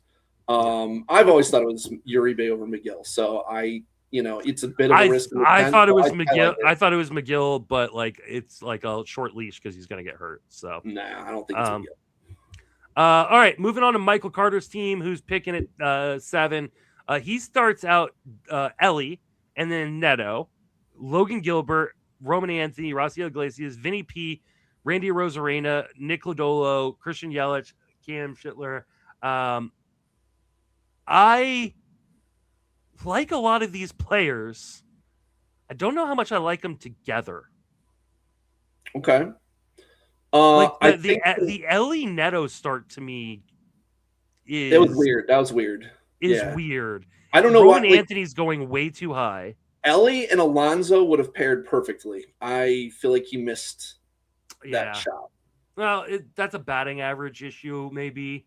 No, Alonso improved. You're talking about improving as a hitter. Alonso made real improvements last year. I don't think you're getting a 240 Alonso anymore. Like he's more of a 260, 270 hitter. I think the problem here for me, and then the reason why I can understand like why he goes, is I don't know if I like anybody more than Neto where or at that spot, like on this board. I would take Alonso. I would take Ketel Marte. I'm not taking either of those guys. I would take Mason Miller. I would take Mason Miller. Like for me, like Mason Miller or Chris Sanchez. And then I like Neto. He's going a little too high for me. I'm not. I think that's perfect for him. I like him a lot, but he doesn't have especially taking Ellie first. You're already kind of in a hole in terms of most people in the first round are great average guys, and he is absolutely not. And Neto is also not a good average guy. I think that is a fair assessment. I think that is probably the Logan Gilbert scares the shit out of me from a health perspective. Raisel Iglesias scares the shit out of me from there's a better closer in the bullpen with you perspective. So I hate those two picks, but everything else I like. I mean, I don't know. Roman Anthony, I'm not going to take him in the fourth, but I get it. He's going way too high. Roman Anthony's going way too high. Like people are betting on the come, and I think he's going to be a great player one day, but I don't think that power is fully developed. No, and he doesn't have blazing speed, right? Like, I think people are going to like draft Roman Anthony and end up with like a 14-13 kind of season and be really, really disappointed. Yeah, it could certainly happen. He's got the tools, but you're paying up for a guy who you're drafting him that he already has those tools. I'd take Mookie Betts over him, but he obviously couldn't take a third shortstop. I guess he could. But Wyatt Langford's right there. I did no interest. Really? Okay. Yeah. Nah. I know he worked on his obliques this offseason, but that he had 4 separate oblique injuries last year. 4, which tells me that there's a major issue there that is unresolved. So take another starter. He doesn't take another starter and doesn't take another starter until the 8th round. Like, yes, definitely could have taken another starter, especially when you start with Logan Gilbert. You've got Joe Ryan, Max Fried, Logan Webb, George Kirby, Dylan Cease, all right there, available. I mean, I'd take Jackson Merrill over Roman Anthony. I can't get behind him going in the 4th round. I understand why people are doing it. They always, I love Vinny P. Love Randy Rosarena. Love Nick Lodolo. Love Christian Yelich. I don't know about Yelich, but I mean, it's fine. I mean, we're 9th round, totally fine with it. Cam Schlittler, like that pick. Stephen Kwan, love that pick. Well, Kwan fit his team well. I'm not a Kwan guy, but he needed something to buoy his average for sure. Yeah. The Basayo Carter gambit here. I don't know that sorry. Carter Jensen, Samuel Basayo gambit that he pulls in 12-13. That's a lot for sure. Yeah. I don't mind it though. Like I actually don't mind it because like it is a lot of upside. I just don't think I'm putting it together. Because it's catcher, you can afford to take more because like the downside of catcher is less than it is other positions. But I don't know that I would take both of them together. I would take maybe one of them with a more proven asset. There's a legitimate shot that between the two of those guys, there isn't 600 total plate appearances. Yeah, there is. I mean, you've got Sal Perez and Adley Rutschman, who are both mainstays behind the plate. Yes, they can both DH those guys, but like we have seen the Orioles send down top tier prospects when they struggle, right? We've also seen that the Royals will not keep playing Sal Perez. Like he's just gonna play every day. And are they going to actually give Carter Jensen, the amount of plate appearances at DH to make up for the lack of ones behind the plate? I think there's just way too much risk with those guys. I like them both individually. Like if he had taken a Will Smith or Drake Baldwin earlier, and then he added one of those guys, I love it. Yeah. I don't love those two guys together. I would agree. By the way, Eric in the chat says 14 home runs from a guy who had a 15.5% barrel rate and 60% hard hit rate as a rookie. Talking about Roman Anthony. I mean, I would also push back. He had a 51% ground ball rate, and he was on pace for maybe like 18 home runs last year, maybe 17, 18, something like that. He was on pace for 16. Well, he only played 71 games, so he had 303 plate appearances. Let's just make that 600 plate appearances. If 600, then sure, 16. Yeah, that's fine. Yeah. Okay, so if he gets if we just double it, and I'm not saying you should with your projections double his plate appearances last year, but I'm saying let's do that. It's 16 home runs, 8 stolen bases in the 4th round. I'm not taking that in the 4th round. Like You are projecting he is going to be a much better power hitter by taking him where he is going currently. And I think that is a mistake because, like you said, like, yeah, like he has a 7-degree launch angle. Yes, he crushes the ball, but it's also easier to crush the ball when most of it's on the ground. I think we tend to forget that. And this ground ball issue with Roman Anthony has been an issue all throughout the minor leagues. Why are we projecting him to change that at the major league level? I'm not. I think 20, he could. I think he 20 absolutely is about his upside for this year. I'm not saying for his career, but I think the upside's through the roof. But I don't think this year. I don't think his upside is that high, though. I do. I absolutely think the upside is. But I think when we project, we're projecting a median outcome. Sure. Right? Yeah. Because the fourth round does not account for the downside of the projection. Right. So that's my bigger issue. Like, upside, I get it. The upside is I think Roman Anthony can and will be a first round pick at some point in his career. I agree with that. But when people are taking him in the first round or in the fourth round this year, they're projecting that he is going to return that kind of value this year, and they shouldn't do that. Yeah, I just think sixth round would be about the earliest I would consider him. That's just me. So then, like, my big issue with Mike is he keeps taking kind of the similar type guys, Josh Lowe, Jake Berger, Josh Young, Chase DeLauder, Newt Barr. These are all more or less low average kind of guys. And all he really has is Steven Kwan and maybe kind of Vinny P and Yelich as pluses in the batting average. So I think he's probably looking at a bottom 3 average team. And more risk in the pitching department. Rodon starting on the IL. Grayson Rodriguez, he ain't going to be healthy. Clay Holmes, David Peterson, who I don't even think is starting in the rotation, is he? No, he is. Oh, is David he? Peterson. They're going at 6 man. Oh, that's okay. All right. Yeah, I don't know. I just think there's too many holes for Mike's team, and his closer too is, I guess, Sterner. And does he not have another one? Is it is Iglesias? Iglesias is closer 1, and then Sterner closer 2. That's what I said. Oh, sorry. And then he's got Jojo Romero. Also, probably not closing. I think he is. I think he'll get at least some of them. I don't think they're going to. Well, O'Brien's hurt right now, so Romero's got the. I don't think he's hurt. I think he's like. I don't think it's going to keep him out. We'll see. He's hurt enough where he's probably not going to pitch in the WBC, which might be good. But right, that's what I'm saying. But so is Joan Ryan. I don't think it's going to affect his opening day, though. We never know. We'll see. We just don't know. But I agree. There's way too much injury risk, right? Like Rodon, Josh Young. There's too many holes all around, from injury risks to not having enough average. I don't even know if he has enough power, honestly. Well, he's got Berger. He could potentially, but I would not put him as even middle. No, yeah, I think he's below middle. Yeah, I think you're right. All right. Let's move over to David Swan. Yeah. He had team 8. Sorry, I just can't. All right. Acuna, Chisholm, Munoz, Hunter Green, Matt Olson, Nick Pivetta, Carlos Estevez, Jose Altuve, Willie Adames, Eddie Paez. I'm sorry, you just can't expect me not to laugh when you put this amount of risk in your first 5 picks with Acuna, Chisholm, and Hunter Green. Like, that is. Does it bring back memories, Justin? Does it bring back memories? That is. I mean, it's a ballsy play, man. Like, and I know Dave is a ballsy type player. He's a ballsy kind of guy. He is. But this is just way too much risk.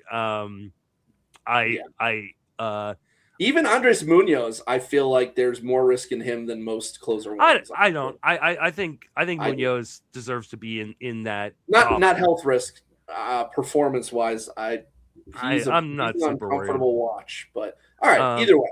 There's plenty of guys to list there until you get to. At least he drafted Matt Olson in the 5th, though. There's no problem with that one. No, yeah, and 5th is fine, absolutely fine.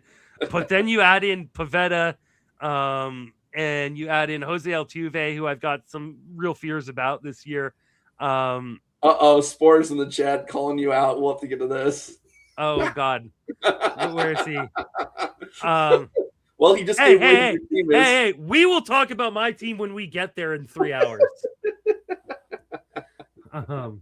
Oh yeah, no, we're gonna talk about my team for sure.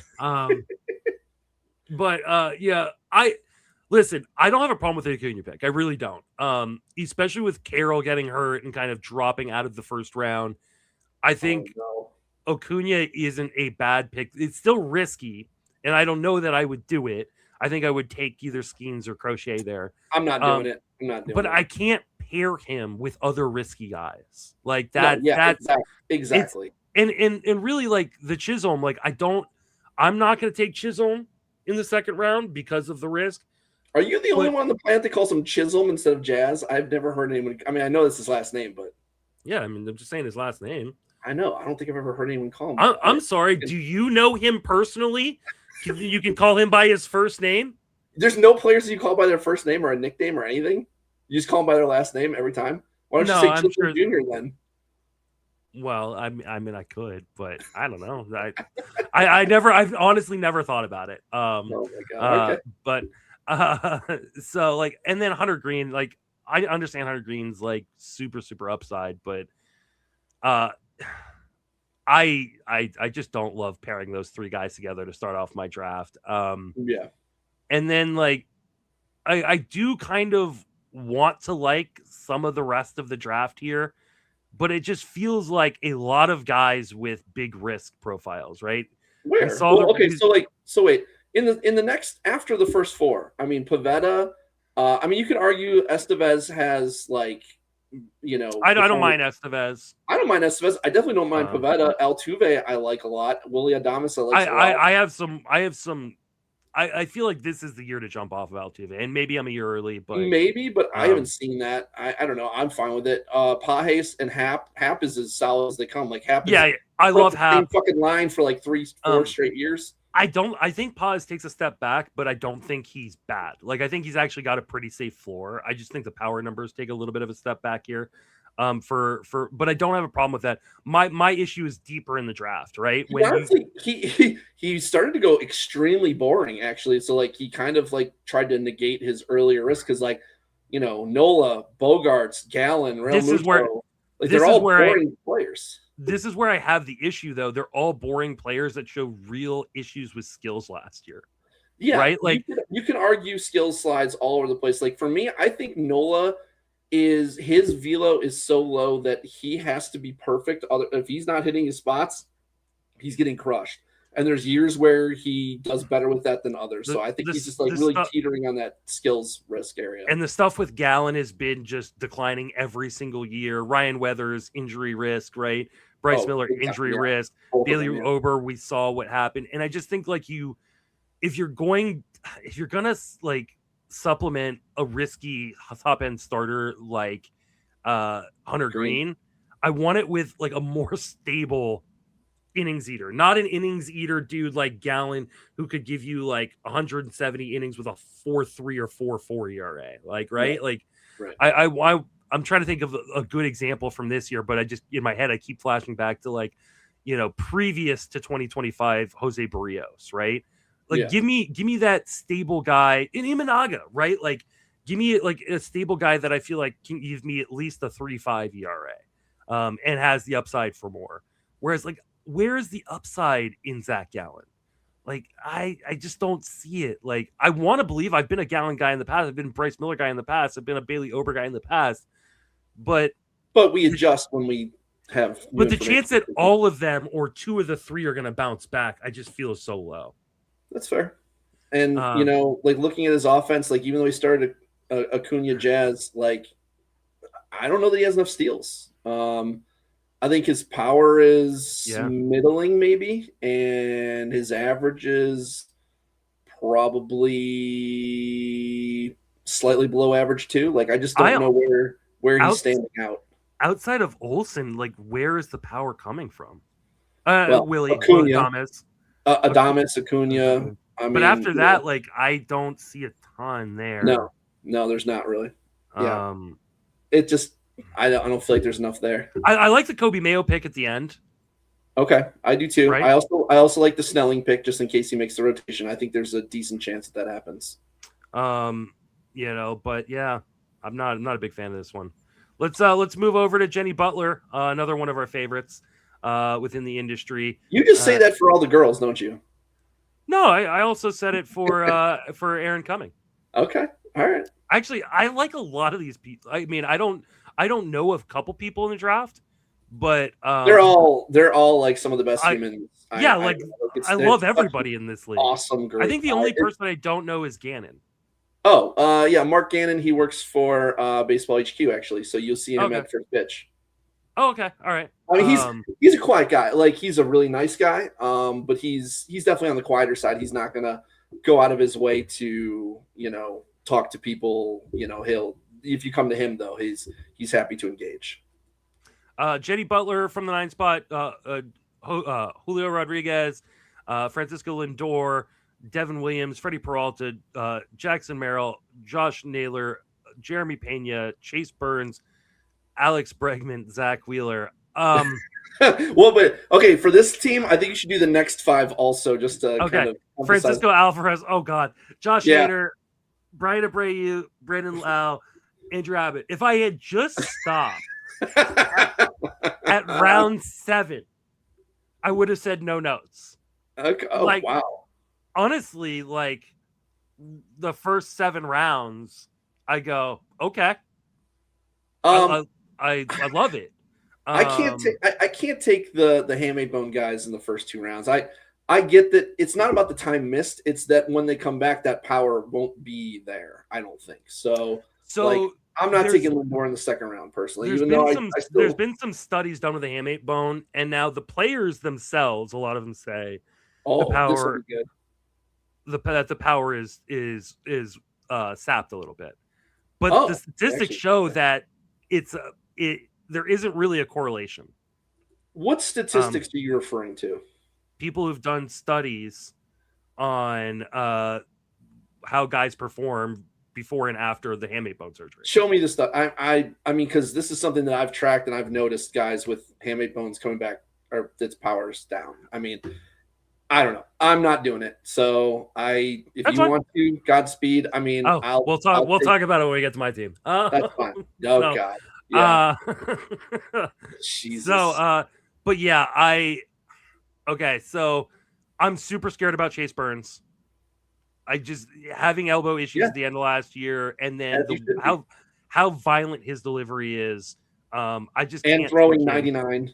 Yeah. I just can't take him where he's going. Zach Wheeler, I understand that this. I'm fine. You're probably gonna be shocked. I'm actually fine with Wheeler. Like in the 10th round, that's where I said I'd take him. 10th round. Now, Schlittler would have to be off the board for me to take him, but I would take him in the 10th. But you can't pair him with Burns and Hader. Like, that's the problem. That's the issue. Especially. And I get that she also drafted Brian Abreu, but spending 2 picks in your top 13 on 1 closer spot, I don't know. I don't like, because I don't even know what Hader you're going to be getting back when he does come back, if he comes back. Now I will say, as we get to the back end of this draft, I like a lot of it. Like I do think that she made some really great picks. I love the Adolis Garcia and Manzardo picks back to back. I like that honestly, like her 16 through 21. I love every single pick. Garcia, Manzardo, Logan Henderson, Narvaez, Chad Patrick, Matt Wallner.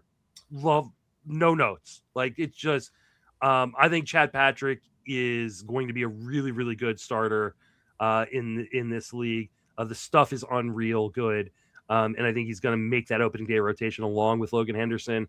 Manzardo, ton of power.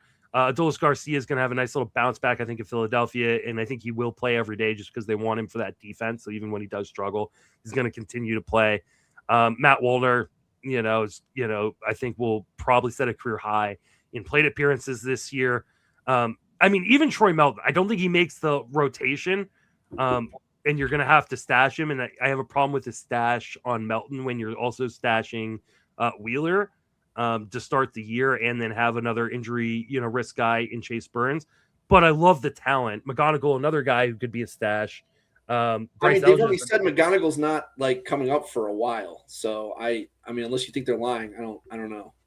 I mean, I think they want to win, and if they decide that McGonigal, I think he doesn't make the opening day roster. Okay, but you're talking about him as a stash when you're already stashing Wheeler, when you're already stashing. And I said, and that's my issue. That's my issue. There's just too many stashes. Also, Matt Wallner going to set a new career high in plate appearances. So does that mean he's actually going to get 400 for once? Because he's never done that. Well, right now he's not even projected to platoon. I mean, so we'll see. I mean, that's fine. I'm not like dude hit 22 home runs in under 400 plate appearances last year, and he should get 550 this year. Yeah, and you're gonna have to stash Lindor too. Yeah, it's a great point. This is a great point. So yeah. And did you see what Paul said before that? What? He said, for the most part, yes. 2020 study, American Journal of Sports Medicine, included 261 professional players and found that 81% returned at the same or higher level. There you go. I don't know. I would like to see this because that's not. I don't know. Well, I don't know what does professional mean. MLB or like minors or what? Well, I think what it points to is that we in fantasy often are using anecdotal evidence. Let's even accept that and say, okay, 20% don't return to the same or higher. Is 20% in the second round? Are you okay with that? Like, if I were to tell you there's 20% chance that this guy's power is going to suck in the second round, you okay with that? If you're gonna say that, then don't take a pitcher in the second round either, right? Like, I mean, there's a 20% chance most of them are gonna blow up their arm anyways. So, like, yeah, I'm fine with it. All right. I mean, are there certain guys that I'm not gonna that I'm gonna take over Lindor and Carroll? Absolutely, right? Like, but like, yeah, I mean, I was in the middle of the second round. I took Lindor. I would have taken Carroll if he had fallen one more pick. But that's mostly because I look at the guys going behind him and I go, I think those guys are still going to be better than those guys. Like, we're not talking about a hamate bone in the middle of the season where we're losing at least 8 weeks, right? We're at most losing a week or two. I will bet you 2 out of 3 of those guys at least show less power upon return from their hamate bone injuries. By the way, I don't know who this is, but he says Dr. Seth Cohen says that study is flawed. So, I mean, that's the thing. I would want to see this study. I don't know. He says it looks at longer periods of time, not only the same season when the bone breaks. Okay, so that means that eventually they return to that level. That's fine. I agree with that. For 2027, I'm back in on these guys. For 2026, I'm not doing it. Okay. Oh, well, sorry, Paul. I missed that. My bad. Paul's ruining the show. Trying to talk. Ruin your own show, Paul. I can't multitask. I do like the Carlos Narvaez pick. I think Logan Henderson's fucked. I love the skills, but why do you think Logan Henderson's fucked? Because he is. Okay, I don't know. That isn't an analysis. You got to tell me why. I can tell you. I'll look it up for later in the show. Okay. I don't have my notes with me here, but yes. I mean, I love Chad Patrick, so like, you know, like if Logan Henderson would be, dude. He would be going so much higher if he was healthy. He's not healthy. This is like a Bryce Miller, Ryan Weathers miracle health praying hopeful pick. There's just way too many stashes. I think it's the biggest issue. Yeah, exactly. Even drafts like Giolito doesn't have a job yet, and Thomas White, who's not going to start the year in the majors. Probably not. We don't know what the Marlins are doing yet, so I don't mind the White pick because he's not on the 40 man. Okay, I mean it's very unlikely, right? I'm giving you that. It's her last pick, so it's whatever. Yeah, who cares? Right? It's super high upside, but she can't stash him. Yeah, well, not with the rest of this team. Yeah, right. That's what I mean. Unless she's doing the gambit of drafting and then dropping him so she could pick him back up. Oh, yeah, that could be. Yeah, that wouldn't be a bad idea. I'm not a proponent of that gambit, but I know there are a lot of smart people who are. So yeah, no, I like it. And he is the perfect guy for that too. So that could be. That's a good call. So right. moving on to pick 10, we have Michael Govier, who starts Gunnar Henderson, Edwin Diaz, Jacob deGrom, Cole Reagan, Zuri Perez. This is the diet version of Matty Davis did. Then Corey Seager, Noel Vimarte, O'Neill Cruz, Jacob Marcy, Luke Keekshaw. Okay. I'll say I love the pitching. Yeah. You get a top tier closer on the best team in baseball. You got 3 potentially stud starters. And honestly, love the Seager pick. I don't love Henderson is that high, and I don't love that his first 2 hitters are shortstops. And then I absolutely cannot stand the O'Neill Cruz pick. I think Luke Keishel's going too high. I like Marcy. Noel Marte is kind of a crapshoot of a player. This is weird. I don't like the risk of the offense. Usually I say I don't like the risk of the pitching, but I don't like the risk of the offense here. And then it kind of gets worse as it goes on. Oh, okay. So I'm not, because of the risk with Reagans, I'm not taking him that high, but 4th round is honestly not terrible. I think he's going to be going like late 2nd to early 3rd come mains. I love the DeGrom pick. Edwin Diaz is fine if you're taking a closer early. I really like Yuri Perez. Henderson, I'm just not taking in the 1st round because I don't know that his shoulder is completely healthy. He had platoon issues last year as he did earlier on in his career. I don't buy that that's going to be an issue. But also like the fact that he took 2 shortstops back to back, and I love Corey Seager, and I love him at his price. And I know he's going to miss time. That's fine. He can miss some time and still give you 30 home runs and a really good average. If this is a Tatis or a Tucker Seager like for your first 2 offense, I like this so much better. Well, if it was Tucker, I would love it. Yeah, agreed. Like even like I was going to say Vlad Jr., but then you have no stolen bases. I can see why he took O'Neill Cruz because he just doesn't have the stolen bases. Yeah, and I'm not an O'Neill Cruz guy, but I feel like he got him way past ADP because this is like 8th round. Yeah, I think so.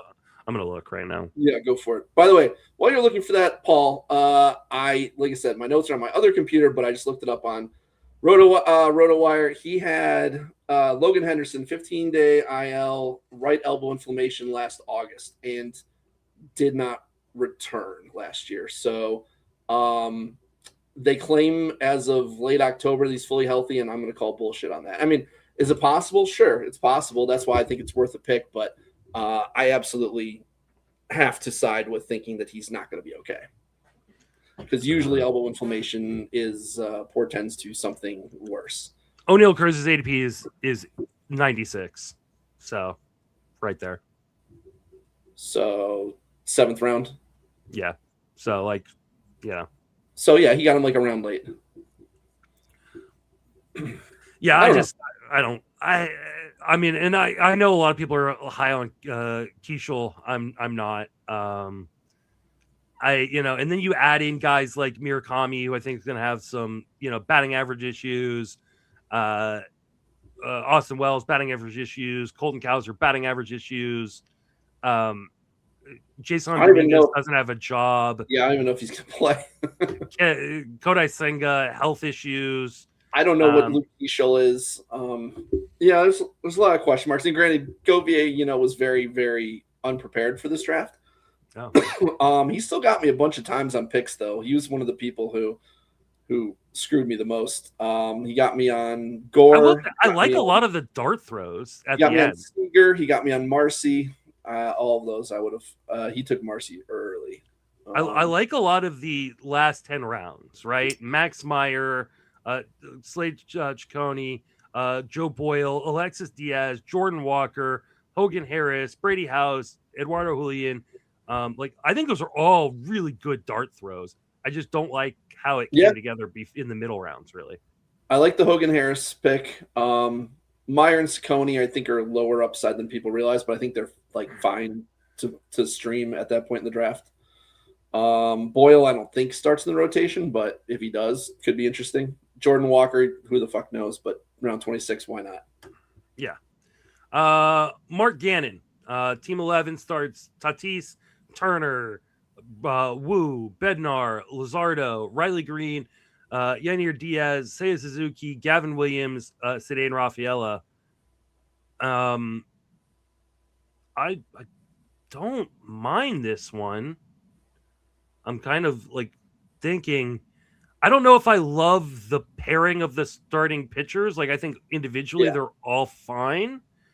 I'm not taking Wu in the third personally, and I don't know. Why? Is it the previous injury risk? Because he was healthy last year. It's still 2024. People think that just if you're healthy for 1 year, then you're good to go. It's still there.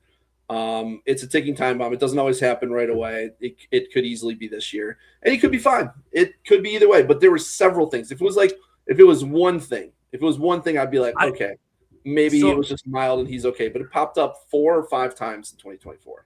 So for me, my problem with taking Wu isn't Wu himself. I think if you take Wu, you need to get a more stable or guy than Luzardo as your number 2.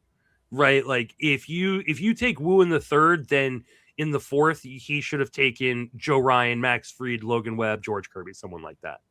Like that's my issue. Yeah. And then like Gavin Williams added to that. I'm not a Gavin Williams guy. I'm not either. So like I don't love the trio together, especially when your 4 is Amai. No one knows who Amai is at this point. Anyone who's telling you they know what Amai is at this point is lying. Merrill Kelly. I'll make sure to tell Nick Pollock that you said that. Okay, I will. Like we've never seen a pitch against major leaguers. I'm agreeing with you. I'm just saying he's very convinced on Imai. So you know what? And lots of people were very convinced on Roki Sasaki last year, and they were wrong. And I'm not saying he will be like Roki Sasaki. You heard it first here. We don't know. Justin Mason says Roki Sasaki and Imai are the same player. You heard it here. They're definitely not the same player, but I think one of the things that I struggle with, especially when we're talking about guys coming over from a different league, is this inability for the industry to admit they don't know something. We just don't know. We have no idea what how these guys are going to adjust to an English speaking country where they don't know anybody. I mean, he's going to fucking Houston. How comfortable is he going to be there? We don't know.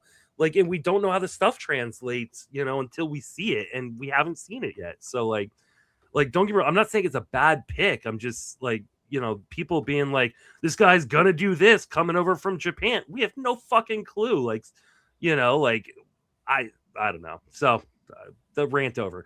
I think the offense is very solid. I don't think he's got the most home runs or the most steals or the best average, but I think it's super above average in everything. Yeah, I think it's a super solid offense. I just worry about the pitching a little bit. Yeah. He got a top tier closer in Bednar. Did he get a second closer somewhere? Am I missing it? Ryan Walker, your boy. Ryan. Actually, love that pick because really, because they've got nobody else. Ugh, I don't know, man. He's one of the people whose skills scare me a lot. He was better in the second half, and they have nobody. So. They have nobody else like that. Okay, here's the thing. I've heard that from a lot of people over the years, and they find somebody is the thing. Sure, but then you'll be fighting for that guy. Nobody, but they'll call somebody up, or somebody will. And then you go get that guy.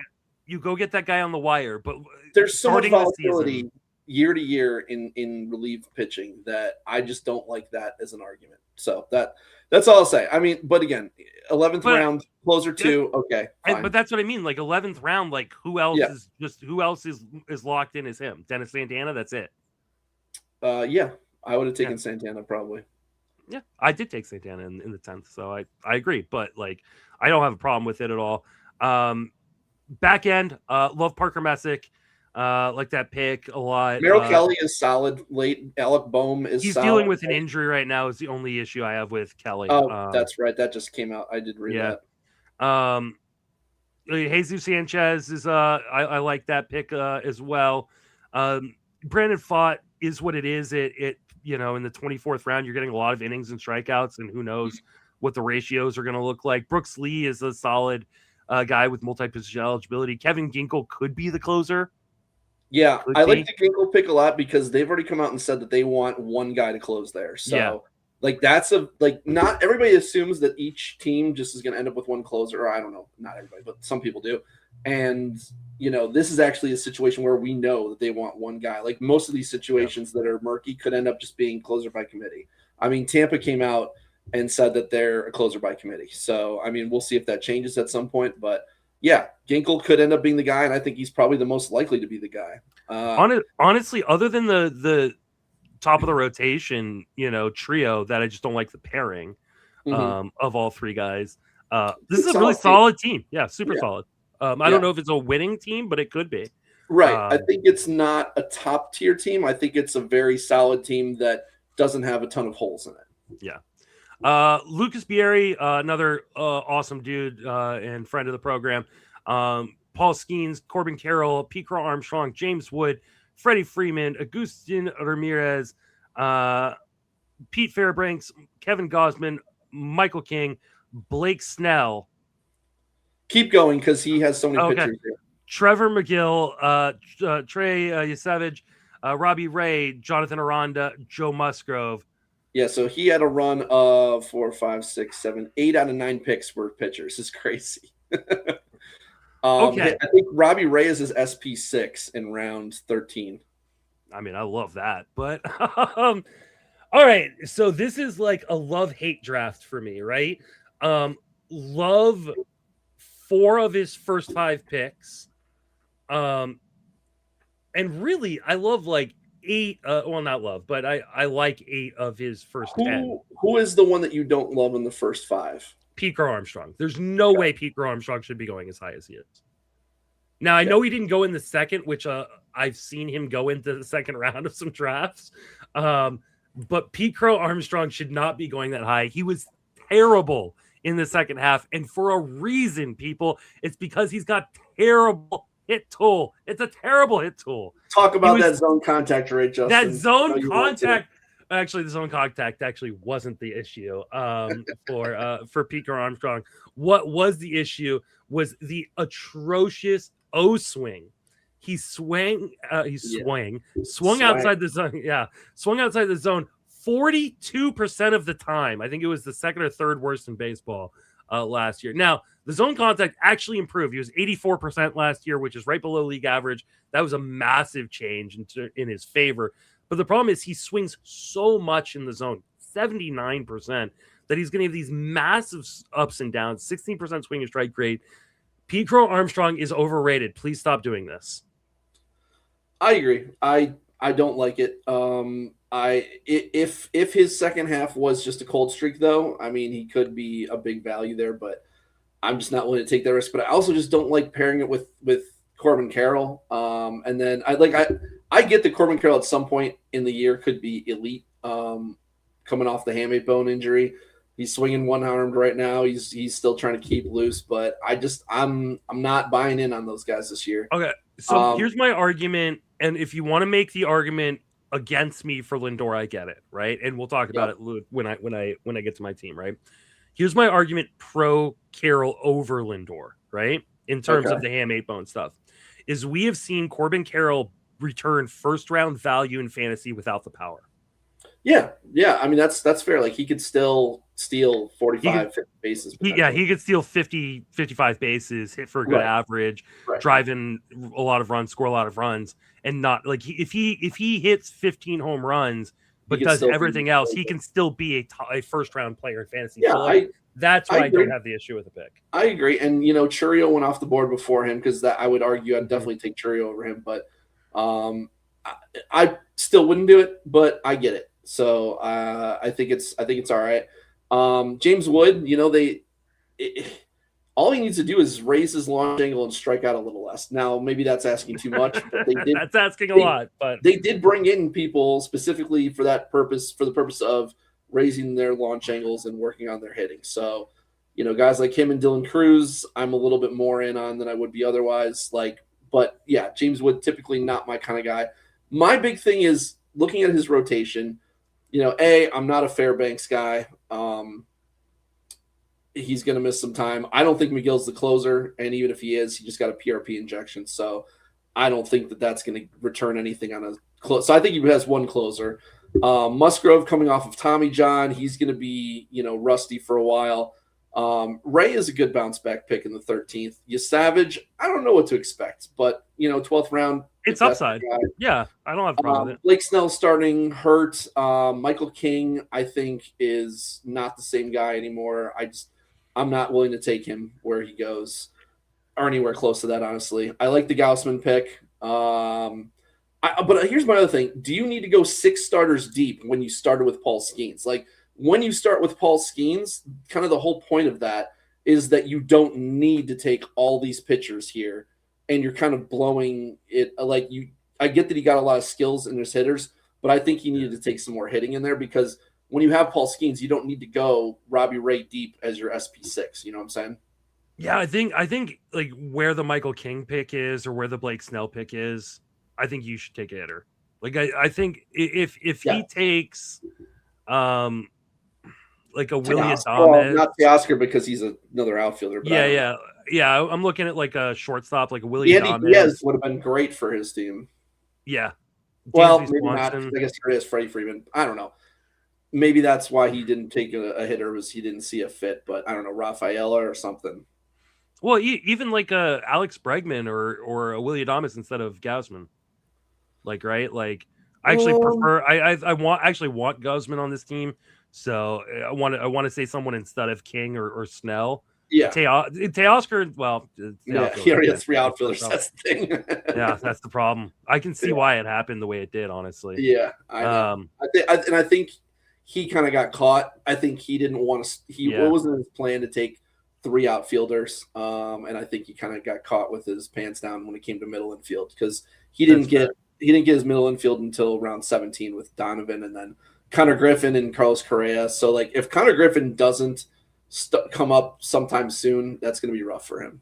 But yeah, Lucas, by the way, echoing your sentiments, one of, if not the nicest guys around. Like, you can't get much more nicer or humble or into baseball than Lucas. He is the guy who wants to talk baseball 24/7, does not care about anything else. He just wants to come at you with questions about baseball repeatedly, which, like, nobody loves the game more than him. It's endearing. Absolutely. Second half, I love the Okamoto pick. I love the Brendan Donovan pick. Obviously, I love Cedric Mullins. I like the Okamoto pick a lot. I don't know about Brendan Donovan as my starting second baseman, but is that his starter? Well, he's also got Colt Keith. That's what I said. He didn't start his middle infield until round 17. Yeah. It's like the opposite problem of me, is I filled up my the middle infield too quickly. Love Colt Keith. The Shane Bieber pick's a nice little upside play if he is healthy. Yeah, he got him super late. Like, I don't have faith in him, but at the same time, in the fucking 26th round, that's fine. Yeah, he got Carson Bench. He got Spencer Steer at a big discount. In the a little interesting 姓with drafting Michael King, Blake Snell, Joe Musgrove, Trevor McGill, sorry, Tyon, Bieber. That's a lot of injury risk pitchers right there. Yeah. Even throwing Robbie Ray, I don't think Robbie Ray's a big injury risk, but like, you start off with you take all of those pitchers at once. Even Pete Fairbanks, throw that one in there, right? Yeah. You take all of those pitchers, and all of them have like major red flags. Yeah, except for Gausman. Normally Lucas, I don't think, does this, but he went really kind of more upside picks this year than normal. A lot of risk. Nothing on round 20. That's your boy. Round 20. I said I love Cedric Mullins. Oh, sorry, I missed that. No, I said that. And I also love the Jacob Melton pick. He stole him from me. I was very upset about that. He's not going to make the team though. I don't know that for sure. Like I said, there are people saying that he's going to make the team over Simpson. I know you don't buy it. It's probably unlikely to happen, but I think it's a possibility, and I think it's well worth a pick in the last 5 rounds. All right. Yeah, I mean, if it doesn't work out, it's an easy drop, right? Yeah.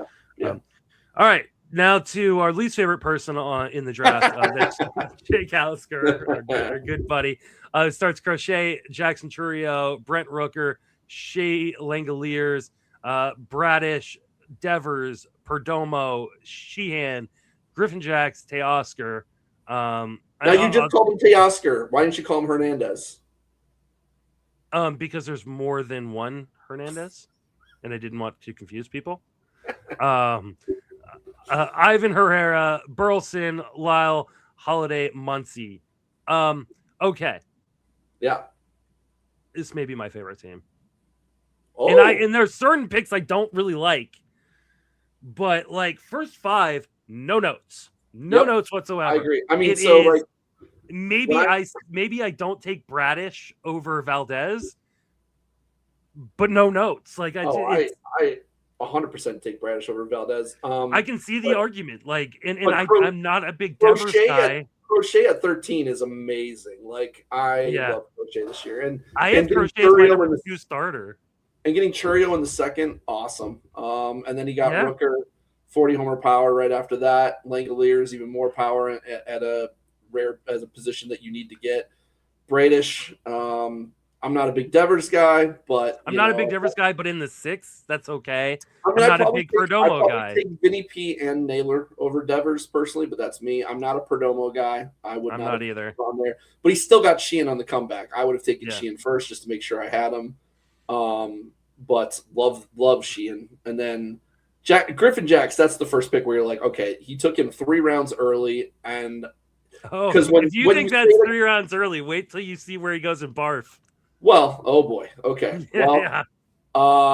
Here's the thing. When you said I got injured, I think a lot of people were like, oh my God, it's Jax. But I think it is Jax. It could be, but they've already said it's going to be a committee. So is Kevin Cash lying? I don't know.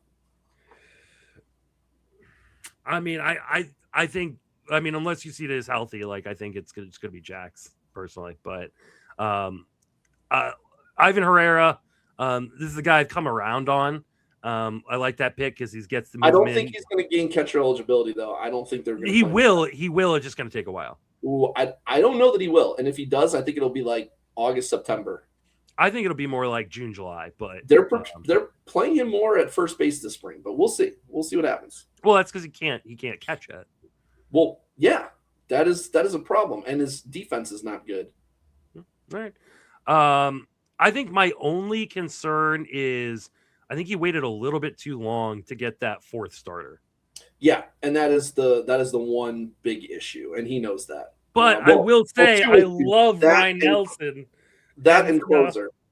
Yeah, you love Ryan Nelson, but you don't love Ryan Nelson as an SP4. No, I want him as like my SP6. When you need like 7 starters. And I love Ian Seymour, but probably not in the rotation. Well, yeah, right. I love Seymour. I love Ponce. And Seymour, Christian Javier, Arrighetti, Verlander. He was just throwing shit at the wall and hoping something sticks here. So I hope it does because I actually really love this team. Like, yeah, it's a really good team. I mean, the 15-16 turn right here with Muncy and Beatty is just fantastic. I like it a lot. I love Beatty.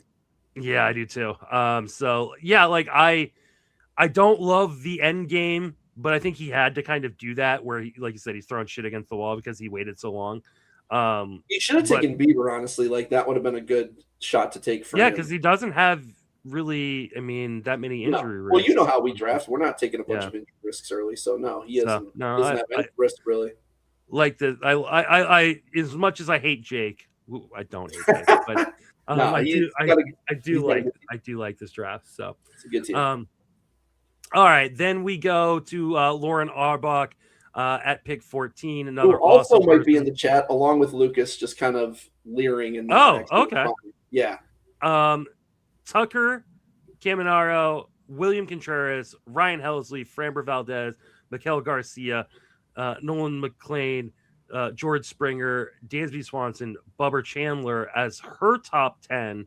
And actually, I'm just going to keep going. Dennis Santana, Wilson Contreras, Otto Lopez, Dalton Varsho, Addison Barger. I need to retract something I said previously that I actually just said previously. This is my new favorite team. Whoa! This is a masterclass. Whoa. I would like to see maybe another starter in the top 15, but in considering she waited till the 5th round to get a starter, I love the trio she starts with here. Like I said, I'd like to see maybe instead of like, I don't know, I'm just trying to find a pitcher. Maybe instead of like an Otto Lopez, she takes oh God, there's not many great starters there. Sheen Baz, someone like that.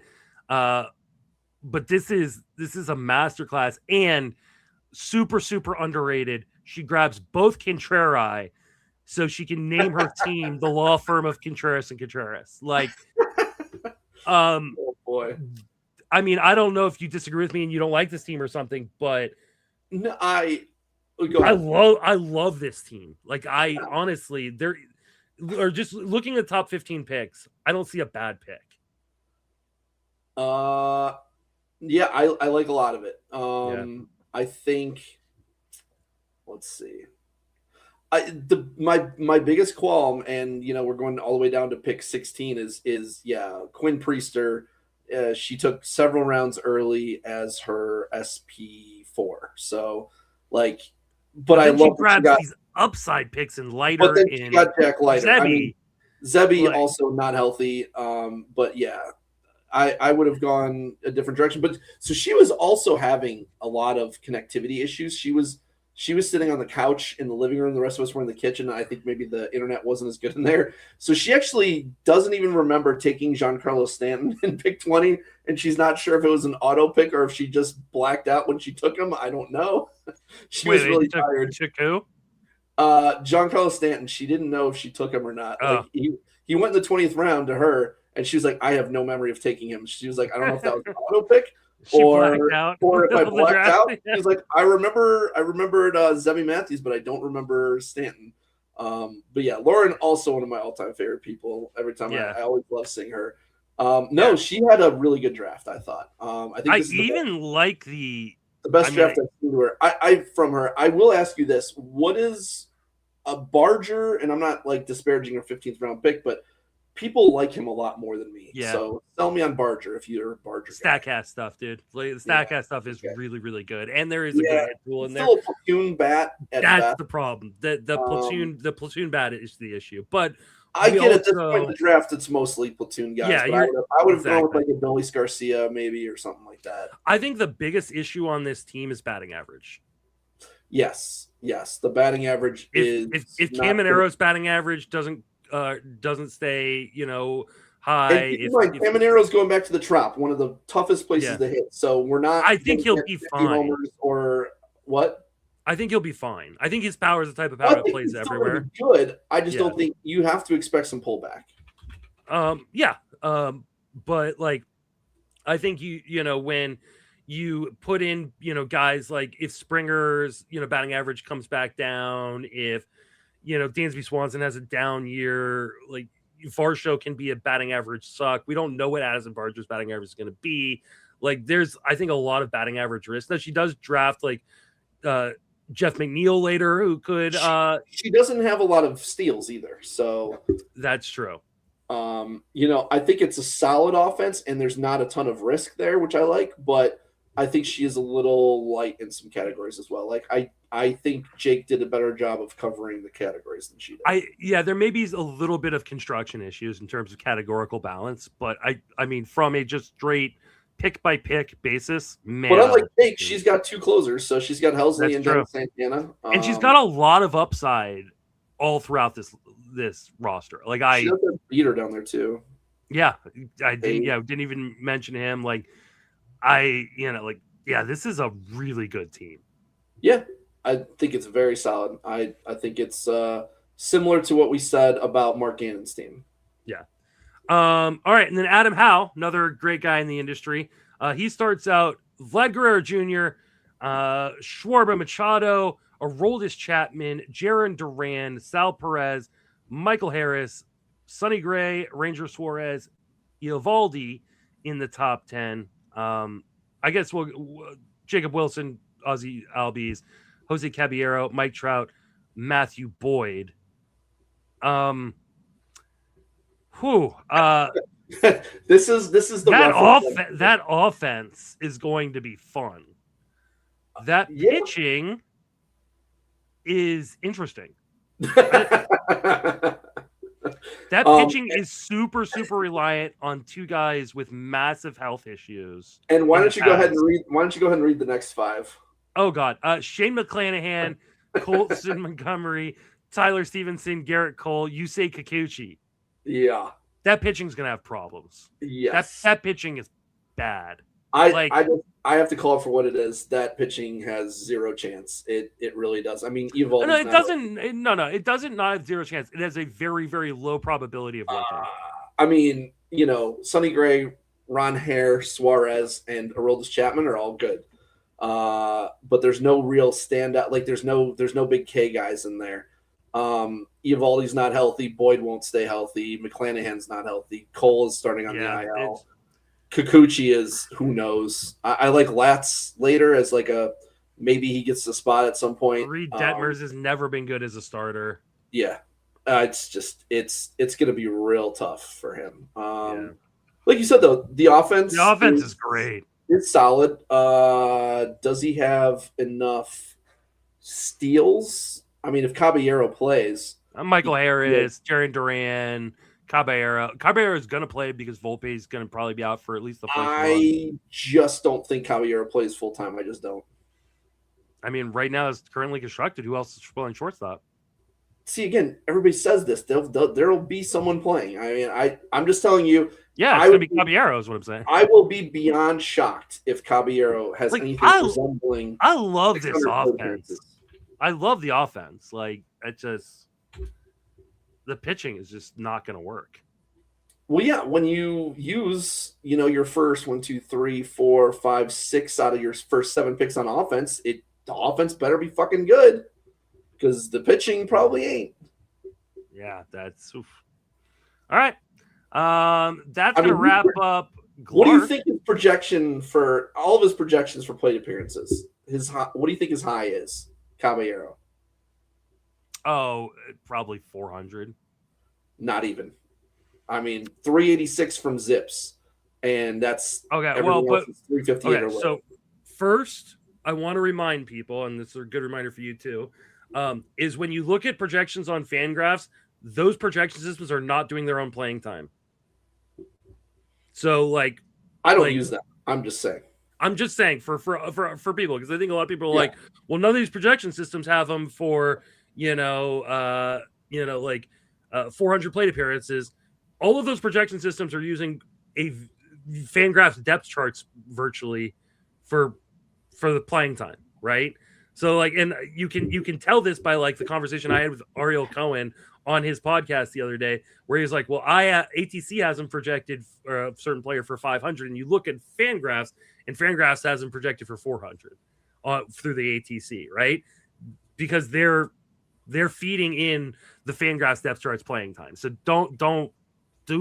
please do not use that as a reason why not to draft people if it's playing time for Bat X for ATC. You're like, oh, they all have them with similar playing time because they're all using the same playing time projection.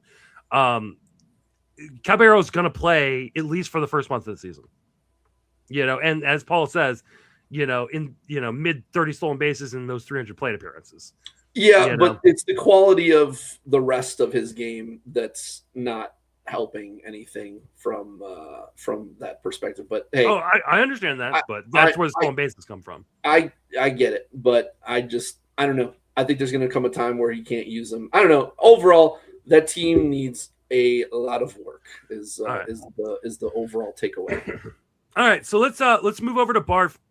We're not going to go for another 2 hours. We're going to have to do this one a lot faster. Do you want to start with your team? And then I was just about to ask if we want to start with my team and then go. Let's start with yours. I think everybody's itching to give you some shit here. Okay, here we go. So my team was Team 7. I start Skubal, Lindor, Johan Duran, DeGrom, Goodman, Merrill, Seager, Nico Horner, Tyler Glasnow, Dennis Santana, Taylor Ward, Stephen Kwan, Torkelson, Muncy, Matthew Boyd. No notes. I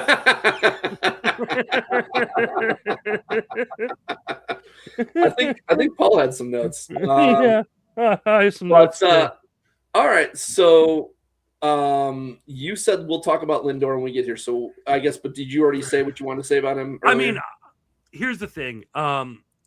I was at a point in the draft here where I had taken Skubal. I did not expect Skubal to be there at 7, right? I thought I was going to have to decide between Acuna or I was hoping maybe like one of J Ram or Soto fell to me. But I really thought I was going to be choosing between Acuna or Crochet or Ellie. right? And so I was kind of surprised when Scooble makes it to me here. And it's an instant click for me. When it gets back around to me, I'm really hoping Schwarber or Carroll fall to me. Neither of them do. And so I have the decision of Lindor versus starting pocket aces, which I really don't want to do. Yeah. You really dislike Alonso that much, huh? It's not that I dislike him. I don't think he's a second rounder. Especially first year, new park, new contract, seeing a lot of pitchers that he's not super familiar with. Right-handed power plays well in that park now. It does. I know. But like I don't think I want it. Not to mention, I really like the bottom end of the first base pool, and we'll see that later in my draft. Okay. And so like unless I end up with Vlad Guerrero Jr. In the first round or back or front of the second, I'm just not taking a first baseman very often. Okay. There's just too many other guys I like. So, and so I said, fuck it. I'm just going to take Lindor. The news had come out that he's, aiming to be ready for opening day. I know that there can be some power issues when guys first come back, and I was willing to take that risk because I get him for the full season. And the power, I think, will come back, in time. He's been 30-30 virtually every year of the last 4 years. So I was willing to take that gamble. Part of me regrets it. I'm not going to lie. And we're going to hear that phrase a hell of a lot over the next little bit as I discuss my team. All right. Well, so I'll say this. I disagree with Paul. Like he listed DeGrom amongst your injuries. I don't think he is one. He had the surgery. He came back partial year 2 years ago, full year last year. You can argue there's, the fact that he's 38 or whatever, but I think he's fine. You just can't expect vintage DeGrom again. And I said this going into last year. I said he's never going to be that same guy again, but that doesn't mean he can't still be really good. So I'm fine with the DeGrom pick. I actually really like it, especially considering you already had Scooble. Like DeGrom in the fourth is a dream. Duran, I think you got a really good closer there. In the third round. And I wanted one of those guys. Now, granted, I'd give me Cade Smith all day over him, but I don't have any. Duran's great still. Yeah, I've got Duran as like a top 3 closer this year. So, and I've got Cade Smith in my top 5, but I just wanted one of the top 5 guys. Yeah, and I was scared because Team 1, as we'll talk about here in a little bit, they took 2 of the top closers, on the 2-3 turn, and I was like, oh shit, and I was very happy. Had I not gotten Duran, had he gone, I'd probably take James Wood there, for that power. Yeah. I think Sal Perez outperforms Hunter Goodman. So for me, Goodman wouldn't be where I'd go. I probably would have taken someone else there and then taken a catch. I really wanted Ben Rice or Shea Langoliers, or Jaron Duran. Right before you, Jaron Duran goes there too. I wanted one of those guys. I thought about Freeman, but like I said, I really like the first base pool later. I want to take another pitcher. You passed in another good first baseman with Freeman. I love Freeman there. I love Austin Riley there. But like Goodman's fine. I think if I did it over again, I might have taken Austin Riley. I think that might have been the pick. I can see that. Or maybe even a Bryce Terang. And then again on the comeback, you took Merrill passing up Vinny P. So you really just don't like those early first basemen. You know what? I kind of thought I really debated Vinny P. I also debated Noel McLean, even though I had already 2 starting pitchers at that point. Boy. Yeah. But we had a long discussion on the Sleeper on the Bus about Jackson Merrill, and I really got kind of turned around a little bit on him. He was super valuable last year in spite of having a down year, and I just think he is going to rebound. So love the Corey Seager pick, though I did yell at the Corey Seager pick is awesome. It's a home run for me. I was between Seager and Seiya Suzuki, and I was like, should I do the smart thing or should I do the fun thing? No, I think the Seager's 100% the smart thing. I mean, if he stays, because I already had it, he can return second, third round value potentially. That's why it's the fun thing, right? But like in terms of my team at that moment, I probably could have used Seiya a little bit more, getting that second outfielder, especially with the outfield. It would have to be a much better player for me to pass on Seager. I think Seiya's just as good. So, but Okay. I do not. I like Sale, but no. Eno's like, do the fun thing, take Seager. So he could get Eno, Suzuki later on in the round. The high voice of reason. Yeah. I took Nico because I needed batting average and some stolen bases there. Yeah. So I like that. And this is where we have problems. This is where we have Glasnow. Explain yourself. I was really stuck on who to take. I really was. I had kind of wanted Pepio or Randy Arozarena, or really wanted Joe Adele. Springer was like, my queue got absolutely decimated between my picks in the 8th and 9th round. And I just said, fuck it, let's have some fun here. No, why not Lodolo? Plenty of upside without the massive injury. I just worry about Cincinnati. I do. And I mean, like, also a 6-man rotation too. You're never going to get 2 starts with Glasnow. That's all right. The 1 starts are going to be so damn good when I get them. The problem is when I get them. Paul said Marcy. I agree with that. I would love Marcy there. Yeah, Marcy. I that is a pick I absolutely regret. It really is. So fuck, like I said, like I it would have been way too early, but I would rather have Royce Lewis there, and I'm so angry he went in the 13th round before me. That would have been early for Royce. I know, but I'm still mad I didn't get him. No, but I hope Glasnow stays healthy. But as my number 3, when I wasn't much better than pitching. Much better than taking him as your number 1. That's for damn sure. Yeah. So all right, fair enough. You got Santana as your closer too. I love the Taylor Ward pick. I think I needed power there with Taylor 30 Ward. home runs in the middle of the lineup. Love it. Quan is, he's solid. I'm not looking to take Quan really, but if you're looking for a little average boost. I was looking for some average because I knew the next couple guys I was going to probably be ending up with, especially with like Torkelson, Muncy. We're going to be maybe some batting average risk guys. So it was kind of setting myself up for maybe, I also thought I was going to get Royce Lewis. So, but, I would have taken Royce Lewis over Quan if you really I wish I had. I absolutely wish I had. But so you just didn't think he was going to go. I don't know. I was looking at the ADP and I was all like, oh, I'm still getting him. I'm still taking him, at least a few rounds above ADP. And the only thing I will say is none of the people to your left, pretty much, other than like one guy, had a third baseman. So that's why I would have. That was pointed out to me after the fact. Okay. Yeah, no. And I'm not judging because I don't really look either. I've got too much going on. And I'm not ready to draft to the point where I can just spend my time looking at what everybody else is doing. So I don't usually look at that until like the second half of the draft, and we weren't quite there yet. So there you. Then we go Matt Boyd, Ryan Nelson, Chandler Simpson, Andrew Vaughn, Zebby Matthews, Parker Messick, Chase DeLauder, Victor Robles, Clay Holmes, Marcelo Mayer, Paul Sewald, Bryce Eldridge, Zach Eflin, Kobe Miller, Cole Sands, and Dalton Rushing.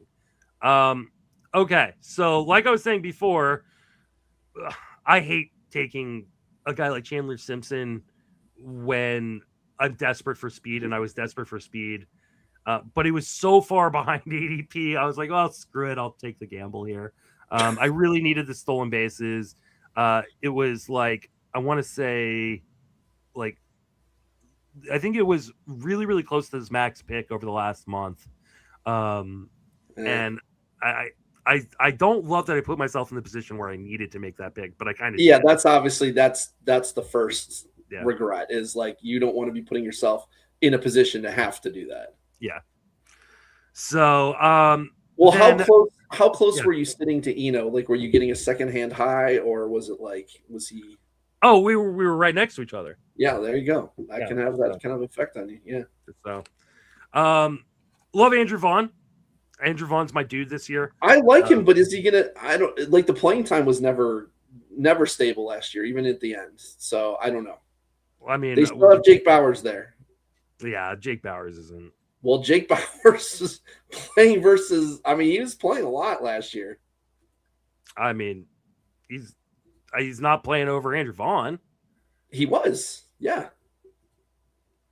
Am I missing something? I don't remember. No, I mean not over him all the time, but like they were sharing time. Like it was definitely not a Andrew Vaughn starts, 9 out of 10 games. It was like Andrew Vaughn starts 6 out of 10, 7. I don't know. It was not a lot. I mean, it got 238 plate appearances in second half. I don't know. I think you're misremembering. I'm looking at it right now. Yeah. Go to the lineup tracker. I mean, from all look at the September, the month of September. There's a time where he sat 4 straight games, and then he wasn't hurt. Sat, start, sat, start, start, start, sat, start, start, start, sat, start, start, sat. I don't know. Like he sits a lot for a guy that you're hoping plays every day. I don't mind it. Like I still like the skills, and it's possible that they play him more this year, but I couldn't pull the trigger in my draft on him for that reason. All right. I mean, yeah, I really like Vaughn this year. I love the Zebby Matthews and Parker Messick picks. I like the Chase DeLauder pick. I did not see that note that you had mentioned that I now see on Victor Robles. So I'm a little bummed about that because he was kind of my my Chandler Simpson, handcuff in terms of stolen bases. And I kind of wished I'd gone with Justin Crawford instead of I would DeLauder now. Definitely go Crawford over him for sure. Yeah. You took Robles way early. Like he was like more like a last couple round pick. But if you I needed the speed and I didn't know that. Yeah. So I'm definitely gonna have to find some speed. I think that's probably my biggest issue. Maybe a little bit more power, but my pitching is fantastic. I took Paul Sewald, who I think will be the closer if healthy in Arizona. And then I took a gamble on Sewald is not closing, dude. He throws 89 miles an hour. There's no fucking chance. I mean, look at that bullpen. There ain't much there. You always do this. Yeah, I mean, I would much rather bet on Ginkel or even Thompson. I don't know. I would be absolutely shocked. I've seen Paul Sewald. He throws so soft. I can't. Capital C closer, baby. I don't think so. Do you like Eldridge? Not really. But so here's the thing, and I said this a bunch when talking about this draft. When you're I said this already this episode, right? Where at last 10 picks, you're dropping so many of those guys. So take some gambles on some upside. I needed some power. Bryce Eldridge is going to be given an opportunity. Will he be able to stick? I don't know. There is some real strikeout issues in Eldridge. He may need some more seasoning down in the minor leagues. But if he's up, he's going to be playing every day, and I think he will be a power source. And if he's not, he's an easy cut. All right. So I'll tell you this. There's a lot I like, but for me with your pitching, you have Skubal and DeGrom, but then after that is where there's questions between Glasnow and then waiting until Boyd as your SP4. Nelson, I think, is solid, but I think I'd probably have him more as a 6, hopefully. But Messick, I like getting him. I think that adds a little stability. Zebby and Holmes, we'll see what happens. And Eflin, we'll see if you can hit on maybe one out of those 3. And then I think the thing that I just really don't like about the offense is that they're all either power guys or speed guys. You don't have really any combo guys other than Lindor. And I think that is part of the problem. Yeah, that's what makes that. That's what it. That's what makes it risky because one of those guys goes down, and I've got a big depth. And when you draft the combo guys, it makes it so that you don't have to do something in the draft. You don't have to take a Chandler Simpson. You don't have to take a Torkelson or whatever. You can take whatever values there are on either side because you already have a bunch of guys that can do. Definitely not my favorite draft, honestly. I mean, I like it, and the projections like my draft a fair amount. I think Richard Sands ran ATC projections on the league, and it had me in 3rd, I think. But I definitely felt I got a little bit too cute, a little bit too risky at times, and I don't love some of the construction of the team. So I said, I love the pitching, some of the hitting, and a little bit of the pitching kind of scares me a little bit. So I would agree. All right, let's go. Are there maybe a couple teams of people that you know are going to listen to this pod, or do you want to go over maybe a team that you particularly think is a strong team? I don't know if you've looked at the board yet, knowing you probably not, but no, I definitely haven't looked at the board.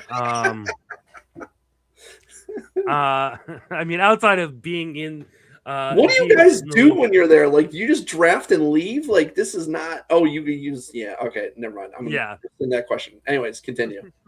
What like I really didn't love what Kang did at number 1. Like I said, he did the double closer thing.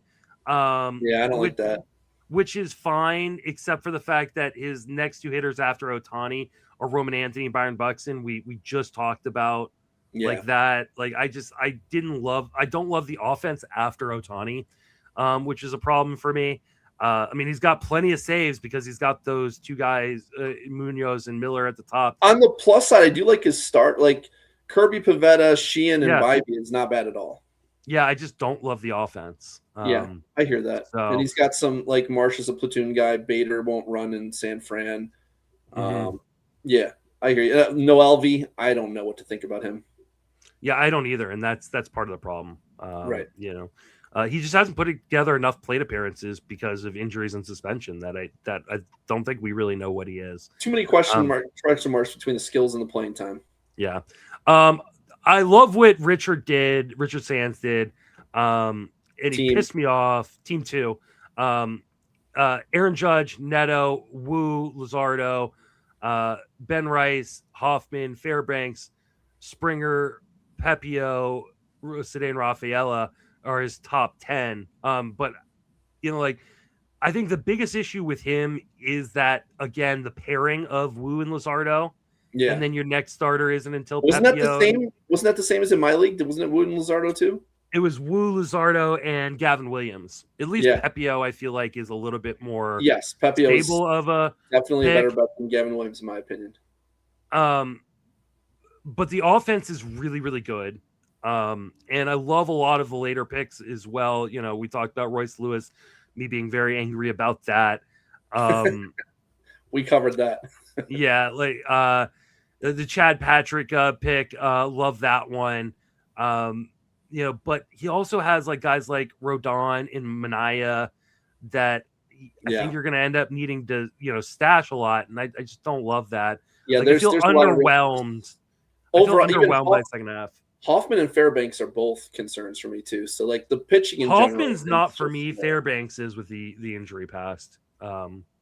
So I think Hoffman is actually going to be pretty damn good as a closer. So I don't mind that. Prefer him as his second closer, but even as first, I'm okay with it. I know Jason Anthony had a really good team, or at least I felt like he did because he kept fucking sniping me. What team number? Number 5. Okay. So he starts off J-Ram, Yamamoto, Turner, Peralta, Langoliers, Pasquantino, Pagan, Adele, Robert, Trey Savage, Zach Wheeler, Mackenzie Gore, Ivan Herrera, William Abreu, Dolis Garcia. Jason Anthony is a beast in NFBC leagues to begin with, and I feel like he had a really, really good start to this draft. He drafted very similarly to Matty Wood because to Matty Davis. They both did the Adele Lubob thing. The two upside combo kind of guys. Well, I guess Adele's not a big combo guy, but he's a big power guy who has some speed if they let him run, but I don't know if they will. Yeah, and then the back half, I had some questions with it just because your Isaac Paredes again doesn't have a job, though he got him in round 18. So yeah, see, he got Paredes in a decent spot. I think he went way earlier in Garf. Yeah, Ryan Weathers, injury issues. But for as late as you're getting Weathers, that's again, fine. yeah, Andrew Painter, Ronaldo Lopez. What are we going to get from them? I like the Yates. I love the Kirby Yates pick. I love the Mark Leiter Jr. pick, the Chris Martin pick. He's going to find a closer probably out of one of those 3. He took Pagan earlier. Okay, so he has so he's got Pagan, and then one of those guys may turn into a closer. I don't think Leiter or Martin do, but I think Yates does. So I think he's got 2. Yeah. So I just thought a really, really Isaac Collins, another guy he just got hurt. did he? Yeah. Oh, damn, I missed that. I just read All right. something today from him. Well, that's a bummer. I just thought it was a really, really strong draft, especially at the top. Slow played after PRP injections in his knee this offseason. So Ooh, yeah, okay. I would not invest in Collins. All right.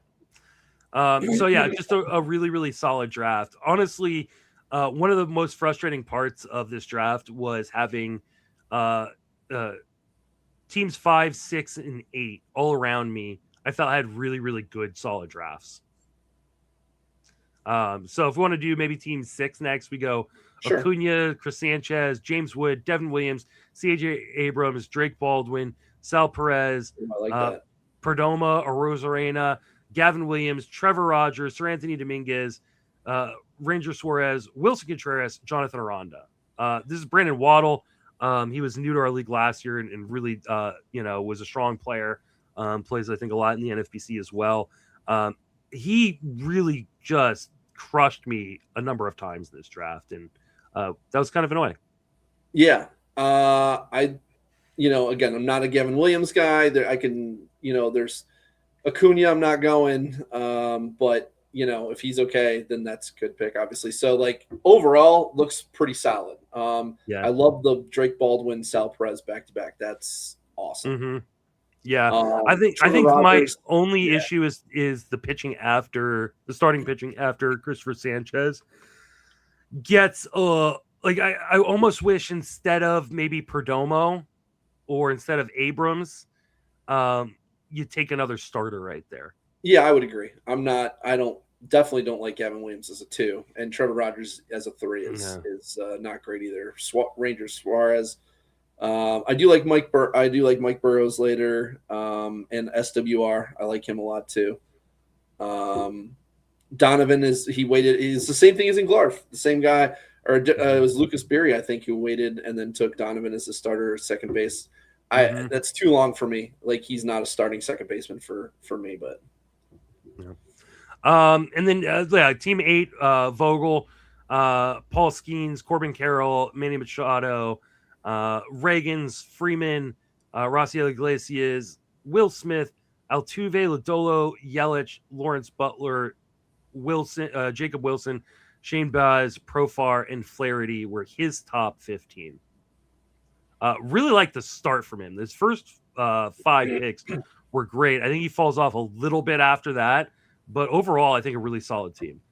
Yeah. 4th round Reagans, I think I'm probably not taking him, but I think that's a reasonable time to take him at least.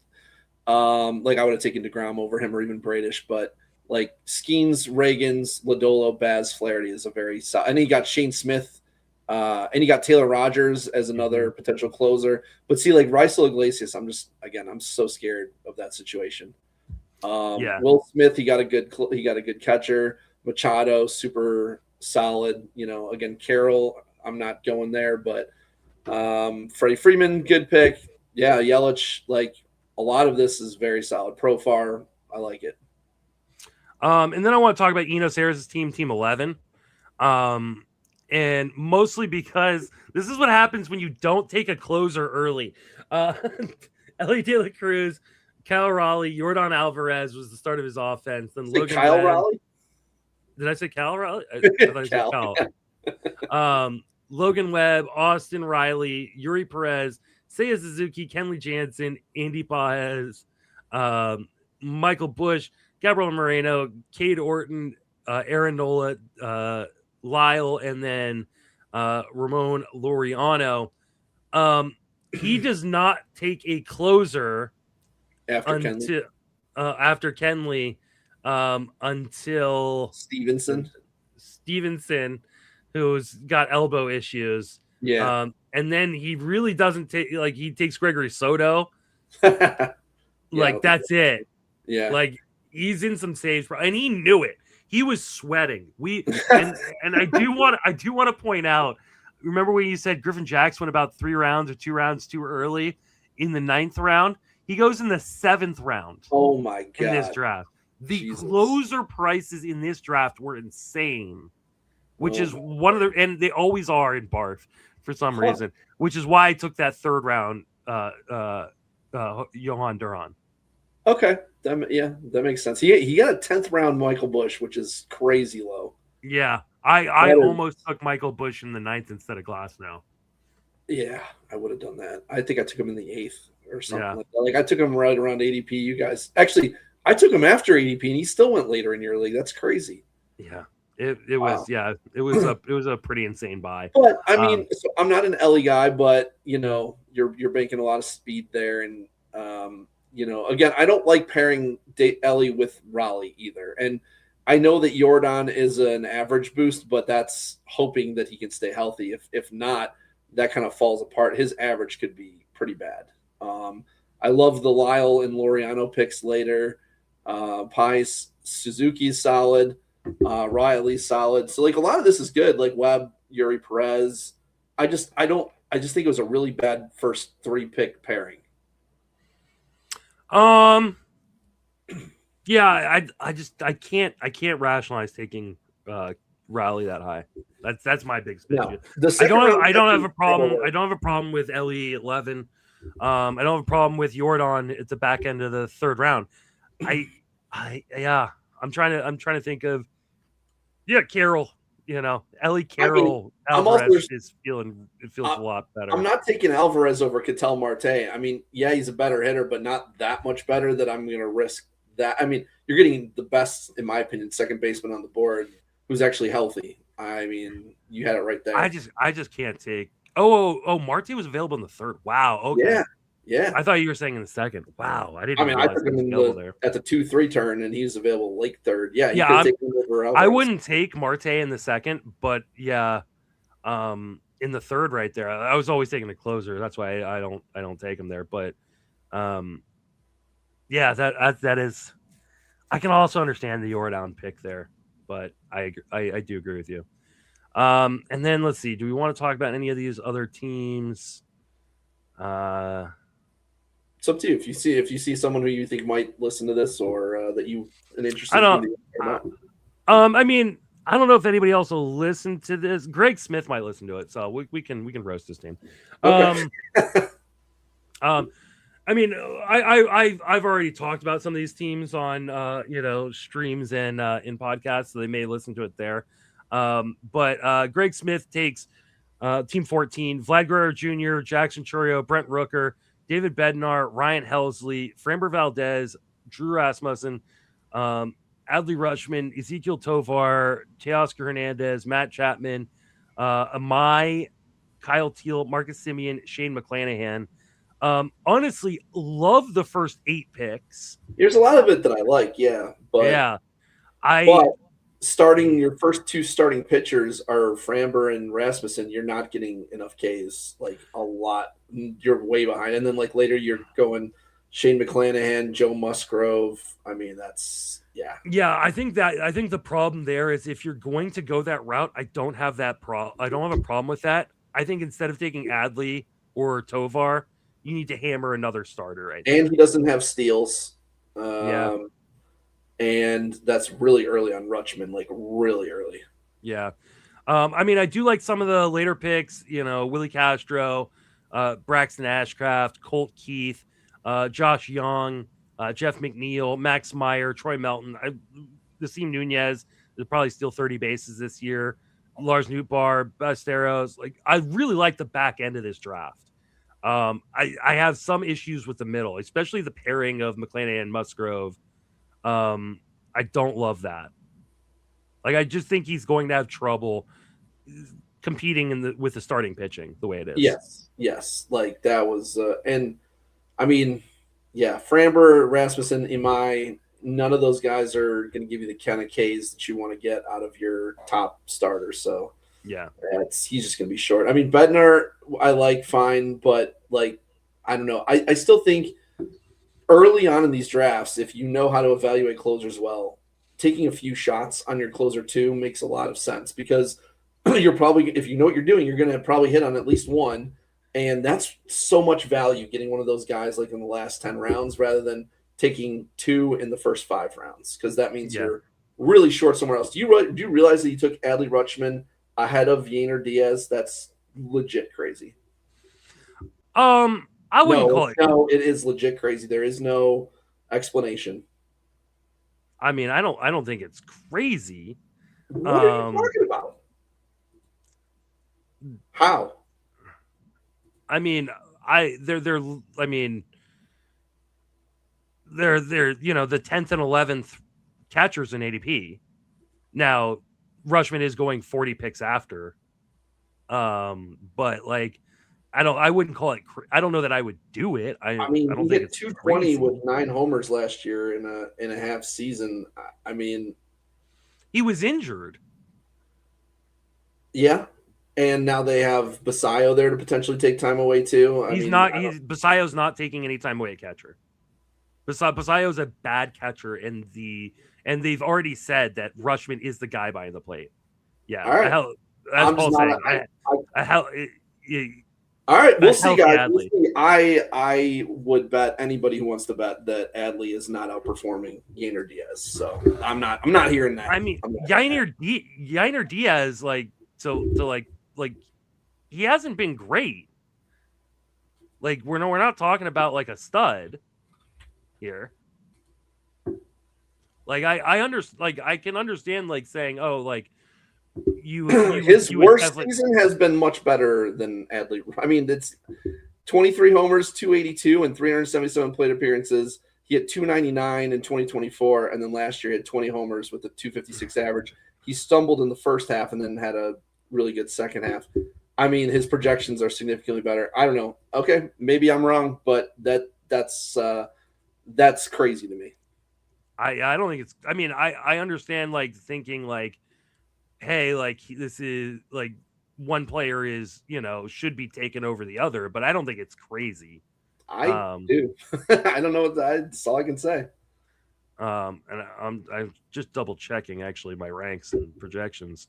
I mean, yeah, I've got them both. I got them 9-10. Like, okay, all right. And like the Fangraphs player rater, or not player rater, auction value calculator, has them earning the same amount of money this year. So, like the projections aren't that much better. They just do different. Well, then things. The auction player rater is wrong too. I don't know.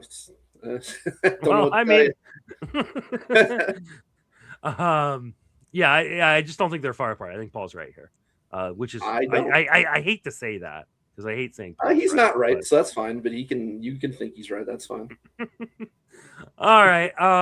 I think that will do it for this episode. All right. We didn't cover all of them, but I really just can't do 4 hours of a podcast tonight. So, but nice to get back to doing business with you, sir. Back in the saddle. Yeah, absolutely. Remind people where you can reach on social media. I don't think you have any work other than this going on, but you can plug it if you want.